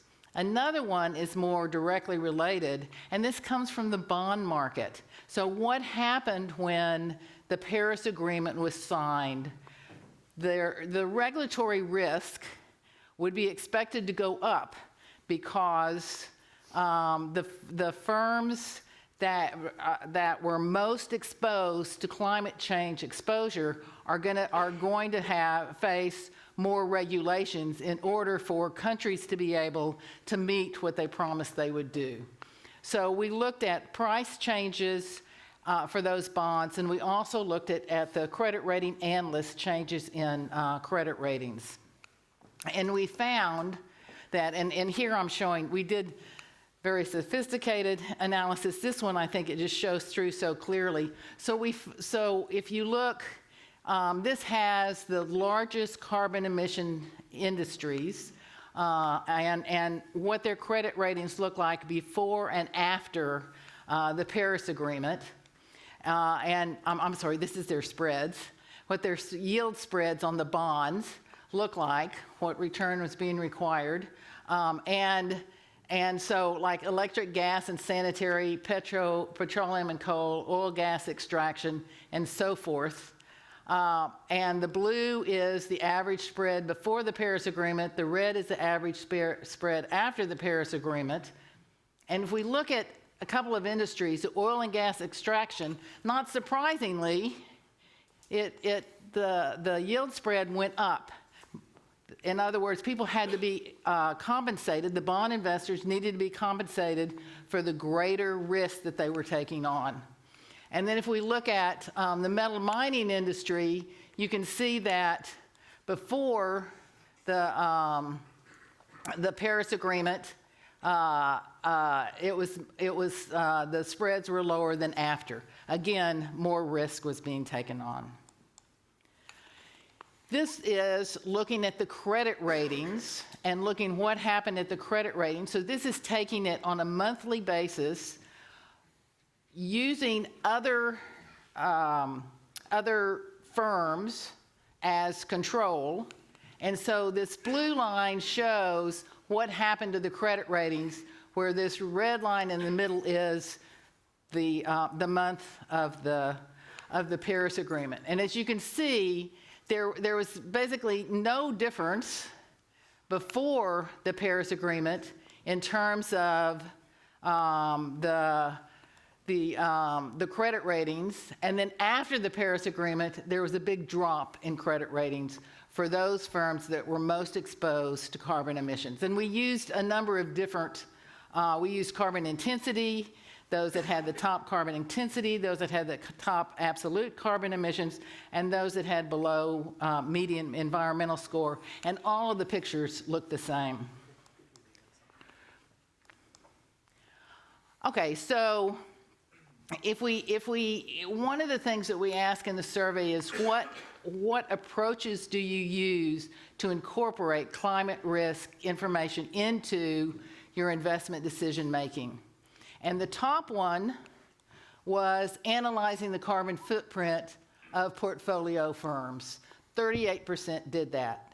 And then out of the total, 29% used that information to reduce the carbon footprint of their portfolio firm. So they're using carbon emissions data to understand the risk that these firms are facing because of the carbon emissions. And also, the values investors are going to be using this in order to understand the impact that these firms are having on the environment. And then another one was, Tim was talking about the stranded asset risk. Well, they analyzed their 35% analyzed their stranded asset risk, and 23% took efforts to reduce that stranded asset risk. We also found they had others, just diversifying their portfolio or using ESG integration, which would take into account the environmental part of it. But one of the things that was somewhat striking about this was divestment, that not many were using divestment as a tool for incorporating climate risk. Okay, so I want to talk about climate risk disclosure, because in order to get the information that's needed on the climate information about a company, there needs to be adequate disclosure. So if you think about the disclosure, the financial market efficiency depends on having enough information. And not only does there need to be enough information, but it needs to be high quality information. And for us to be able to incorporate that information, and for the market to correctly price the carbon risk. And then it's also, being in a central bank, we need sound disclosure on climate risk, which is, as I would argue, is essential for regulatory efforts to protect financial stability. So there's a need for this climate risk disclosure, which varies around the world and how much there needs to be. So we asked the investors what they thought about the need for climate risk disclosure compared to regular financial reporting. So we ask, how important do you think climate risk disclosure is compared to reporting on financial information? 51% said it was equal, 18% said it was more important, and 10% said it was much more important. So 79% believed that it was at least as important as financial reporting. Now, I do have to caution you that our survey, people were more likely to respond to this survey if they were interested in climate risk. So we do have a little bias in this survey, but I would also argue that these are the investors who are going to be incorporating climate risk the most. So they're the ones we wanted to understand the most. Okay, so if you think about mandatory climate risk disclosure, there can be two goals. Again, we can have mixed goals from the investors who want this. The first goal is often called single materiality, and it's to get the information in order to understand how climate risk is affecting the firm and its risk. So this, I would argue, is a value perspective. The second goal, which can be called double materiality, is not only how does it affect the firm and its risk, but how is this impacting the firm's actions or affecting society and the environment. So, this, I would argue, includes the values perspective. So these are two important goals for having mandatory climate risk disclosure. But there are challenges in this climate risk information, and people don't always think about these challenges. The first one is, what do you use if you're trying to compare firms in terms of their emissions? Do you use an environmental score? Do you use absolute carbon emissions? Do you use carbon intensity? And one thing that's very important about this is there's a debate in the academic finance literature over which is the appropriate thing to use. Because if you think about the absolute carbon emissions, that's, well, how far do you have to go to get to net zero? So it tells you something about the risk. Whereas if you use carbon intensity, then you've got either sales or assets underneath, so you may be lowering how much this company is doing because you're not looking at their absolute emissions. There's also availability and biases in the data. Based on these, we have the voluntary disclosure. So for example, with CDP, you're going to have fewer firms, and as I'm going to show you, some potential selection bias. If there's other sources for estimated emissions, but then the problem with that is, well, what's being used to estimate the emissions? And if we have this bias from the voluntary disclosure, then what kind of bias do we have in the estimation procedure? So it's an important question that needs to be considered. If we had mandatory climate risk disclosure, then we would not have this issue. And so let me give you an example. This is from the CDP, and you can see the pink here is climate, the blue is water, the green is forest, and then they've just started getting the, let me get this, biodiversity and plastics. And so you can see, let's just take the climate one. There has been this increase over time, this on a worldwide basis, but it's obvious there are a lot of firms that have not been reporting. And so we are missing those firms. And which firms are the ones that are less likely to report? They're going to be the ones that we probably really want to know their information. And to give you another example of this, this is from the CDP's website, and it shows, this is the most recent data on their carbon emissions coverage, and it shows, for the FTSE Euro First 300, 91% of the firms are reporting to CDP. S&P 500, it's still just 86%. If we look at the world index from MSCI, it's only 61%. If we look at Australia, it's 27%. And then if we look at Shanghai, it's 18%. So we're missing the reporting from a number of firms. It's also if the EPA in the US tells firms they don't have to report their emissions anymore to the EPA, we're going to have even less information, which makes it more difficult for investors. Okay, so one other thing that investors do is engagement. The investors are using the climate information to engage with the firms to try to get the firms to be more responsible when it comes to climate change. and it's one thing that the fund does and has for many years.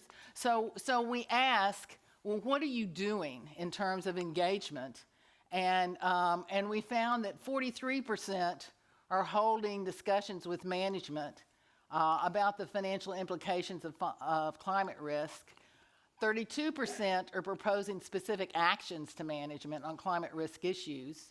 And then 30% vote against management on proposals at the annual meeting. And 30% also were submitting shareholder proposals on climate risk issues. And then 30% were questioning management on a conference call about climate risk issues. And there's evidence that those questions were really ramping up over time, showing the interest in that. We found that only 16% did nothing. So 84% of the investors that we surveyed are engaging the firms in various ways to try to get more climate information and to get them to be more responsible when it came to climate. We also found that it can make a difference when it becomes mandatory to release the information. So when the French Article 173 was passed in 2015, went into effect in 2016, it's really an interesting article because what it said was, or law, what it said was that the institutional investors had to report on the climate risk of their portfolios. There was no law about the firms doing this, only the investors. But the investors would have to get the information from the firms in order to be able to report correctly. And so what we found was the climate risk disclosure of firms that were held more by French institutions went up significantly. They disclosed much more. So there is this, again, this shows that there can be an indirect effect from mandatory climate change. Okay, so another thing about engagement is, does it work? So we looked at the engagement of one big company and an investor and whether they were successful. And we looked at the downside risk of whether they were successful. What we found was that their engagements that had to do with sustainability and particularly climate change reduced the downside risk, which we measured in various ways. And the risk reduction effects were stronger for the more successful engagements. And they were also stronger when it was environmental, particularly climate change. Okay, so overall, in terms of what we know about climate risk information, investors care about climate risk. They use and value climate risk information. Their motivations for doing so varies between the value and values perspective, and I think that's an important thing to keep in mind. They employ a number of different approaches in their use of the climate risk information. We still have challenges that exist with the lack of information, and investor engagement on climate risk has been successful. So thank you very much.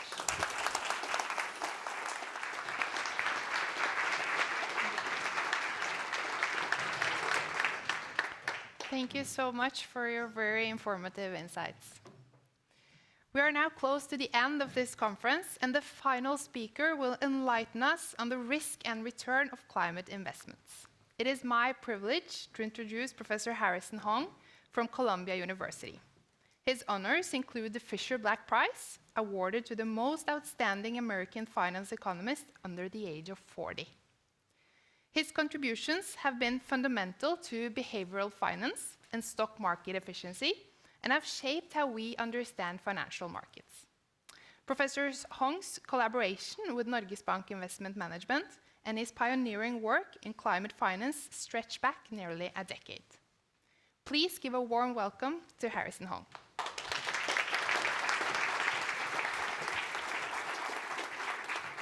Great. Thanks so much. Thanks so much for having me. So I'm going to wrap up, and I think I was given the mandate of just say something about everybody's talk, basically, and just wrap up so we can all leave. So I'm gonna luckily and this was like purely by coincidence, I'm gonna pick up on Christine Lagarde's speech, which I thought was really amazing. And I think it really kind of highlights really just so perfectly the key issues we face, in Europe, I think in the US and globally, regarding kind of the types of climate investments that we have to kind of think about making, and how should we think about making these investments. All right, so let me just start with, I think the conventional wisdom, at least sort of as sort of a more novice climate economics finance researcher, is that, look, concerns about global warming, about climate disasters is going to kind of push societies toward embracing renewables, okay, moving away from fossil fuels and going to kind of wind and solar. This, is primarily going to happen, at least historically, through governments, fiscalizing and subsidizing this transition. So, like I think, for instance, in Europe, feed-in tariffs, particularly in Germany, have been a huge tool towards getting the German economy to embrace renewables. In the US, it's been more like renewable portfolio standards, especially in liberal states in the US, that really powered the transition. So that if you look at the power sector, the news is not sort of horrible, right? I mean, even in the United States, absent like a sort of this antipathy towards climate concerns, we're still getting about close to now almost maybe 30-40% of the power in the US is renewable power. And, I think kind of the second layer of the story is that I think, people recognize that this is probably kind of not enough. And so we're going to lean on other stuff. So in the medium term, before we get all these amazing carbon-sucking machines from Bill Gates, we're going to have to lean on Mother Nature to provide some solutions, right? This is sort of NBS, these nature-based solutions. And, that's going to fill in some of the gap. And I think a lot of that is driving, a lot of practical research on how do we measure the capture of the sequestration of carbon by restoring ecosystems, and also the extent to which we can kind of develop voluntary carbon markets to kind of facilitate essentially this type of solution. And kind of in the background, there's some sense that we're going to need adaptation, right? And I think, as Saul mentioned earlier, we don't see a lot of evidence of kind of adaptation yet, but we know that this stuff exists, right? So ultimately, we're going to need some seawalls if the sea levels keep rising. Maybe we put some, houses on stilts. Obviously, we can come up with more ways of doing air conditioning, et cetera, et cetera. Okay, but typically, adaptation is not, I think, front and center relative to mitigation, because there's a lot of private incentives to adapt, right? So you don't think about it in kind of this kind of real, it's not front and center in climate economics, because there's just a lot of incentives at a private level to do some adaptation, okay? So let me show you this picture. Kind of, this morning I had to submit new slides, because after I saw these other people's slides, I felt very jealous that I did not have enough figures. So I quickly got ChatGPT to kind of make a figure for me, which probably caused a huge amount of global warming with the amount of energy that is spent to do it in 15 minutes. But here's kind of what I want to kind of talk about, which is, all of this kind of conventional wisdom translates into a notion of a green investment thesis, right? That we're going to go from owning a bunch of smokestacks. So remember, all of these assets are owned by us, meaning like society in aggregate. Some smokestacks, we own a bunch of these, oil drilling rigs, and we've got a bunch of car guzzlers, and we have very, lots of, cement infrastructure. Okay, so that's a portfolio, and I put some kind of ticker symbols. This represents the assets that society has owned, and that's been kind of the thing that's generated so much wealth for us, right, during the following the Industrial Revolution. Now, with kind of the climate crisis, we're going to have to sort of start converting, right? So we're not going to have the smokestacks. We're going to now just own a bunch of these windmills, right? We're going to have windmills everywhere. typically kind of off the coast, but in the US, for instance, you should put a lot of windmills in Malibu, but of course, a lot of people who live in Malibu don't want windmills in Malibu because they didn't pay millions of dollars for their homes, so that a bunch of windmills can be like blocking their sides of the ocean, right? So we have to have this transition into sort of owning and developing all of these other assets. Because the assets might also be, for instance, of course, we've done a much better job with owning. We now have more electric vehicles, and that would be some set of investments. And also, we're doing a lot more with forests and reforestation, et cetera. Okay? So somewhere along the way, we kind of have to ask ourselves, what is the optimal portfolio from the point of view of society of all of these assets? Now, I'm a finance economist, so as a finance economist, everything basically, no matter what I look at, always comes back to my finance economist training, which is, of course, risk, right? When we own these assets, right, it's great all and well, all these issues about climate, that's what, governments are supposed to kind of help us deal with. But from the point of view of households and what's our preference for the allocation of assets, typically what you want is some diversification, right? You don't want to be too loaded on one set of assets because who knows, right? There's always some types of risk that might kind of happen, okay? And I want you to think a little bit about that because ultimately, the problem that Christine Lagarde talked about was she framed it as, impediments, right, to owning like 100% of our portfolio being green assets. Like, why aren't investors embracing more, charging a lower cost of capital to embrace these kind of green assets? What's causing this? And I think she kind of mentioned appropriately there might be kind of like a lack of capital market integration in Europe might be causing it. But the other explanation is just risk, right? Maybe we're not meant to go to 100% green assets is because even with the externalities and all this other stuff, just from a portfolio diversification perspective, maybe we're 50-50, right? Maybe these economies are going to just basically, our economy is going to have a mix of these different assets. So that is to say, when we were an all brown economy, going into some initial green was actually, you didn't even really need to have the government deal with that. You want to have some diversification anyways, right, as an investor. But as we get to sort of more 50-50 or whatever, 60-40, these issues of portfolio diversification, of how much of our risk budget we want to allocate to green assets becomes much more critical. And that's what I'm going to touch on, okay, is to try to think about these issues from a kind of a real portfolio allocation lens, a portfolio lens, and thinking about diversification. Okay, so let me kind of talk about the first salient feature. So why has the transition been so successful? Of course, the cost of renewables have dropped a lot. This is kind of the China thing. This is kind of a bunch of different things, but essentially this is a plot of the cost of brown capacity, wind capacity, and solar capacity. So solar is in green, wind is in blue, and brown is at the bottom in black. And you can see, like in 2012, right, capacity for brown, we're talking about twice as expensive in terms of solar, and for wind, I think it was just it was crazy. It was like kind of 5 times more expensive, 3 times more expensive. But of course, for a variety of different reasons, technological progress, we basically kind of come down a lot. So now, sort of, I'll call this as like the salient first moment effects, right? That from a first moment perspective, these assets are kind of pretty close to each other, right? But I think what hasn't been discussed as much is really kind of these second moment effects. And I think Christine nailed it on the head. She spent an enormous amount of time talking about second moment effects, right? Like it was amazing. I was like shocked, actually. Like when I heard this speech, I was like, wow, right?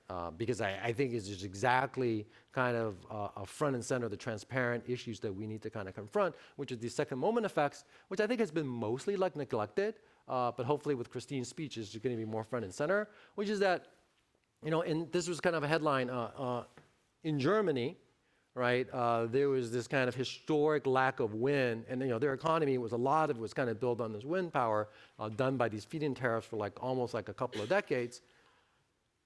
So during this episode where year on year there was this massive drop in wind in Germany, a substantial fraction of their renewable companies kind of basically teetered on a bankruptcy, okay? Right? Not surprisingly, because,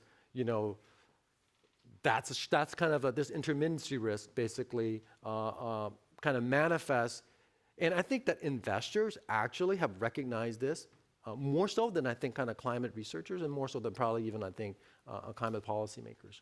Okay, so I'm going to take this portfolio diversification lens, but I'm going to ask kind of a broader question. I'm going to ask, look, you know, for these different types of assets like renewables, nature-based solutions, and adaptation capital, right? I'm going to focus on second moments, right? What do we think are the risk characteristics of these different types of capital, right? On the basic idea that society is going to want some portfolio diversification, and the more risky it is, the less you're going to want to tilt towards it. Or the other way of saying is government has to do more to fiscalize, right?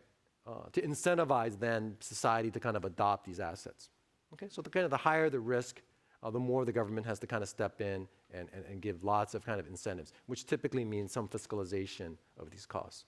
Okay, and I'm not going to kind of attribute the work because, you know, I kind of did this talk just kind of for this kind of thing, but this is kind of drawing from different work I'm doing with different authors on kind of sort of related issues. So let me talk about nature-based solutions. So, you know, there's a lot of interest, for instance, in nature-based solutions. But again, I would say that, and there's been kind of lots of developments in terms of trying to like improve the efficiency of these sequestration methods. But again, let's talk about the second moments, right? So for nature-based solutions, you know, think about the asset class, right? That would basically mean forests is one big part of the nature-based solutions compared to, let's say, farmland, compared to, let's say, infrastructure. Right? Infrastructure would be more along the lines of what one would think would be adaptation capital. Now, if you look at the first moments, you know, the returns to forests have not been great, right? It's been kind of 7 to 9% historically. When you think about kind of these forest assets, you know, farmlands 10 to 11%, infrastructure is 8 to 10%. But, you know, I think first moments are always very deceptive, so I'm not going to pay too much attention. As economists, as finance economists, what we know we can measure very well is volatility. We know we can measure volatility very, very well. Okay? And what you see with forests is that the volatility of forest assets are historically substantially higher. So that is to say, you know, if we think that we're suddenly going to have all these voluntary carbon markets and that people are going to turn forests into these like carbon credits, one big issue will be that 10 to 12% ball compared to, let's say, infrastructure, which is only 7 to 9%. Right? Okay? And so what's causing a lot of the 10 to 7 fall, of course, is that, you know, forests are very susceptible to fires, right? You know, you can kind of have a forest to try to do all of this sequestration, but then what if you get kind of this fire and then the whole thing burns down? Okay? So not so simple, right? So these types of risks, investing in Mother Nature, that is to say, also has its own risk, right? Okay? And that's something we should kind of factor in when thinking about, you know, the kind of the optimal social allocation in terms of what we would want to address these climate issues. And so if you kind of think about an economy, the way to think about it is, you know, there's like two different types of capital. You've got your brown capital, you've got your green capital. And critically, this is a kind of a mock-up of a typical integrated specimen model that Nordhaus won has Nobel Prize for. And of course, there's this sort of a connection between, you know, climate and the nature of the different types of capital, and then in terms of the economy being output. But ultimately, it's also what the investors really want to own, right? What's their risk preferences, right? And how does that basically get respected in terms of the allocation of green and brown capital? And I think kind of the point is that, you know, in these models, even if you had equal productivity with fossil fuels, meaning with brown capital and green capital, and if green capital itself had less climate disasters because it's more friendly, you know, you could still have the case that you could have significant impediments or headwinds toward a 100% green economy purely because of diversification. Yeah? It's very expensive to get the investor to go the last mile. If the person's already owning 30% green assets in his portfolio, making that investor go to 50%, 60% is very expensive. And I would argue that some of the headwinds that I think Christine Lagarde, I think instinctively kind of understands. Yeah? And I think that's why she's calling for, you know, better, quote unquote, integration of these markets, which is exactly that. Are there things that are keeping us from kind of sharing or spreading these types of risks, right, in terms of like diversifying away these risks. So I view the issue of diversification as kind of probably really kind of the critical one at this point in terms of the green energy transition, and in terms of just generally the transition towards the various types of investments that we think we're going to need to address the climate crisis. So I'm going to show you some numbers that I've kind of calculated myself that kind of gives you some causal evidence that this volatility channel is pretty important and that it's pretty important for investors. Okay. So this is a kind of a two charts on the left. The dotted line kind of indicates from the U.S. the implementation of renewable portfolio standards. So the way that the U.S. Converted its power sector to be green is to mandate that investor-owned companies, right, produce electricity with a certain fraction of it has to be produced with renewable energy.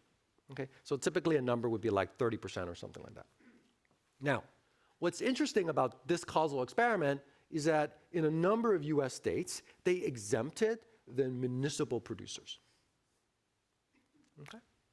So we can use the implementation of this renewable portfolio standard to understand what happens to the risk profile of power companies that were forced to own a bunch of renewable assets. Okay? And we have two sets of states. So one set of states gave municipal exemptions, so we can kind of look at the differences in terms of, here in this case I showed you, what happens to the volatility of electricity prices. Right? So we all know electricity prices go up. Now, that's not so much of an issue in the US from the investor's perspective, because the higher cost of electricity prices are just passed on to consumers. Okay? Here, what I'm talking about is the second moment, which is when you're forcing these companies now to suddenly produce their power with 20%, 30% using renewables, what you see is that the volatility of electricity prices goes up. Okay? So that is, these green assets are generating cash flows that are more volatile, right? Because their product is basically more volatile. Okay? And so in these states that implemented this renewable portfolio standard, you see this increase in electricity price volatility, and there's no differences, of course, without exemptions. In the states without exemptions, you don't see any effect, because everyone had to produce. There was no exemptions that were granted, and so this is some causal evidence that says that, which we attribute to intermittency risk, but also could be kind of other types of risk, including like regulatory risk, political risk. In other words, when you're forced to kind of own these assets, you're going to have this kind of more volatile cash flow. And then the credit markets. So when these firms then go and try to raise debt to make these investments into these green assets, they basically face like a higher cost of capital. So they're charged by capital markets a 2% extra credit spread, which is a very big number. If you kind of imply it out, it basically means that investors view renewables as something on the order of 1.5 times more volatile than fossil fuels. Okay? So that 1.5 times essentially is kind of a number I wanted you to keep in your head. That's sort of the drag or the impediment essentially toward going into a kind of a corner solution vis-a-vis green investments, right? In other words, when you listen to kind of policymakers, in which I understand there's a sort of amount of like evangelism that's kind of important, there's a sense that we want to get to 100% renewables, right? All the fossil fuel assets are going to get stranded, and we're going to be at 100% renewables. But if you take and perhaps it's a dismal view, if you take a finance economist view, a portfolio lens, right, there's all kinds of risk in assets, right? You're always going to want some interior solution in terms of a diversification. Now, the question is kind of where you land in the interior. I mean, is it like an 80-20? Is it a 50-50? Et cetera. But I think it's a more productive lens to think about these issues. At least one lens has not been, I think, kind of adopted as much in terms of really, I think, research, or also kind of in terms of policymaking. So that's going to lead me to the last point. So in the last 5 minutes, I'll talk about this, which is that I think much under-discussed is then, of course, adaptation capital, right? But as I think the very first talk in the very morning, right, mentioned on kind of the nature of extreme weather or disaster risk is that, no matter kind of what's happening in the decarbonization space, we are going to be basically confronted with more extreme weather over the next century, right? Okay. So of course, that's going to lead to some discussions of adaptation capital. So as Saul mentioned, you're not seeing much of this, at least historically, but the question is like prospectively, right? Given that infrastructure is only a 7 to 9% vol annual, we should also discuss not only renewables, brown, but really adaptation capital as the third source of capital allocation, right? In other words, like how much adaptation capital do we want to own in our portfolio? Okay.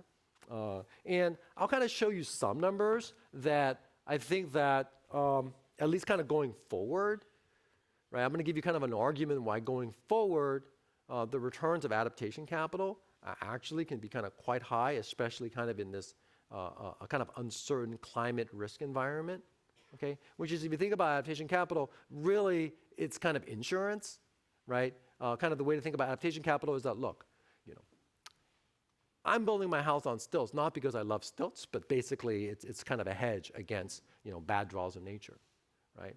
I'm building a seawall, off of Venice, not because I particularly love a seawall, but it's there simply against like high tide, right? These are hedge assets, right, in the economy. And the question is, how much of these hedge assets do we want to own globally, okay? And of course, now, historically, right, we've always had extreme weather. And of course, we are at kind of a point where we're adapted to a certain extreme weather profile, okay? But as we kind of go into the next 100 years, right, reality is going to set in because, like for instance, I live in New York.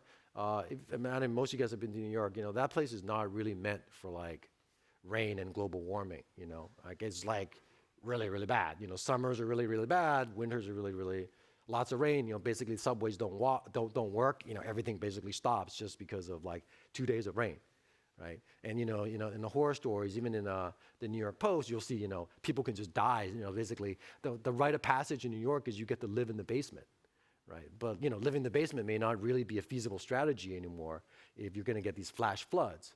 Okay, so this adaptation capital, I would argue, kind of over a long horizon, right? It's probably going to have pretty high returns if the climate science is right, okay? And so marry that with the fact that infrastructure spending typically has a pretty low vol, right?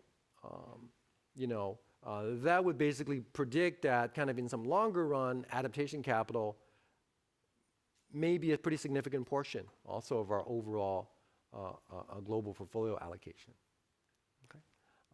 So I'm just going to leave it there, but thanks for organizing the conference. It was really amazing, and I learned a lot.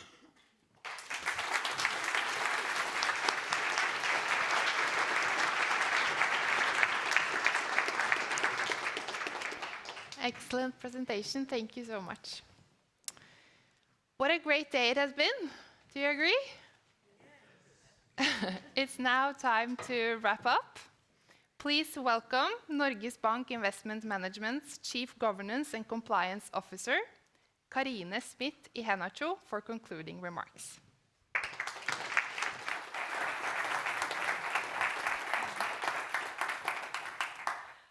Thank you, Caroline, and I agree. What an extraordinary day this has been. Harrison, I think you said you've been asked to do a wrap-up, but so am I. So now I'm wondering if I need to use your wrap-up in my wrap-up. But anyway, I'll go back to this morning and remind you of what Nikolai showed us. The two sculptures of the Capitoline wolf. The famous one from Rome, the original, a symbol of nurture and survival, Mother Earth. And then the lesser known outside of Oslo, a warning of what can happen if we take more than nature can give. And we are living that warning. The choices we make now, hard rights or easy wrongs, as we heard today, will shape our world for decades and beyond. So, I recently became a grandmother. And when my granddaughter turns 25, it will be 2050, the year we aim to achieve net zero. What world will she inherit? How will climate change affect the global economy and her future? We heard from the governor, our governor Ida, this morning, that climate change affects everything, all our core missions at Norges Bank. For the central bank, it impacts financial stability and inflation. And for us in the fund, it's a systematic financial risk that's already affecting the markets. So we are a fund for current and future generations. A sustainable fund depends on a sustainable economy, but also a living planet. And the three are inseparable. And the conference today have made that evident. So what are my key takeaways from today's speakers? Well, one, the science is clear. Last year was the warmest year on record. And the physical impacts of climate change are intensifying. Then two, the economics are concerning. Global GDP per capita has already fallen significantly due to climate impacts. Then three, the path forward is complex. The transition to net zero is neither simple, linear, nor uniform. And this means operating in an environment of extreme uncertainty. Then four, change can happen faster than we think. Tipping points, both negative but also positive, shows that the transformation can accelerate rapidly. And then five, markets are already responding. The transition to net zero represents one of the largest capital reallocation in history. The big wheel is turning, and the transformation is happening. So the conversation between President Lagarde and former Vice President Gore drew these threads together, and they also reminded us of the urgency. 10 years have passed since Paris. We are now in the decisive decade for achieving an orderly transition. Now, how is this connected with the work we do at the fund? So we have worked with climate risk for nearly 2 decades. Our current climate action plan, which concludes this year, set the bold ambition for our portfolio companies to reach net zero emissions at the latest by 2050. And it's great to see the companies have made progress. Climate targets now cover around 3/4 of our portfolio emissions, and that's up from just over half in 2022. And also, our portfolio emissions are slowly reducing. But as today has shown, no single institution can meet this challenge alone. Climate change transcends boundaries between science, economics, policy, and finance, and so must our response. We need coordinated action. And we will do our part. As a long-term investor, we will continue to support the transition to net zero. And tomorrow, another big day. We launch our new 2030 Climate Action Plan. Nikolai said he wouldn't give any spoilers, but at least I could say this.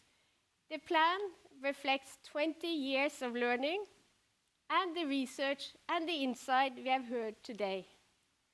We are translating the science, the economic analysis, and the investment evidence into action for managing one of the world's largest portfolios. So if you want more excitement, we invite you to join us tomorrow to learn more. So when I think about my granddaughter's future, I am reminded of why we do this work. The challenges are immense, but so are the opportunities. Thank you.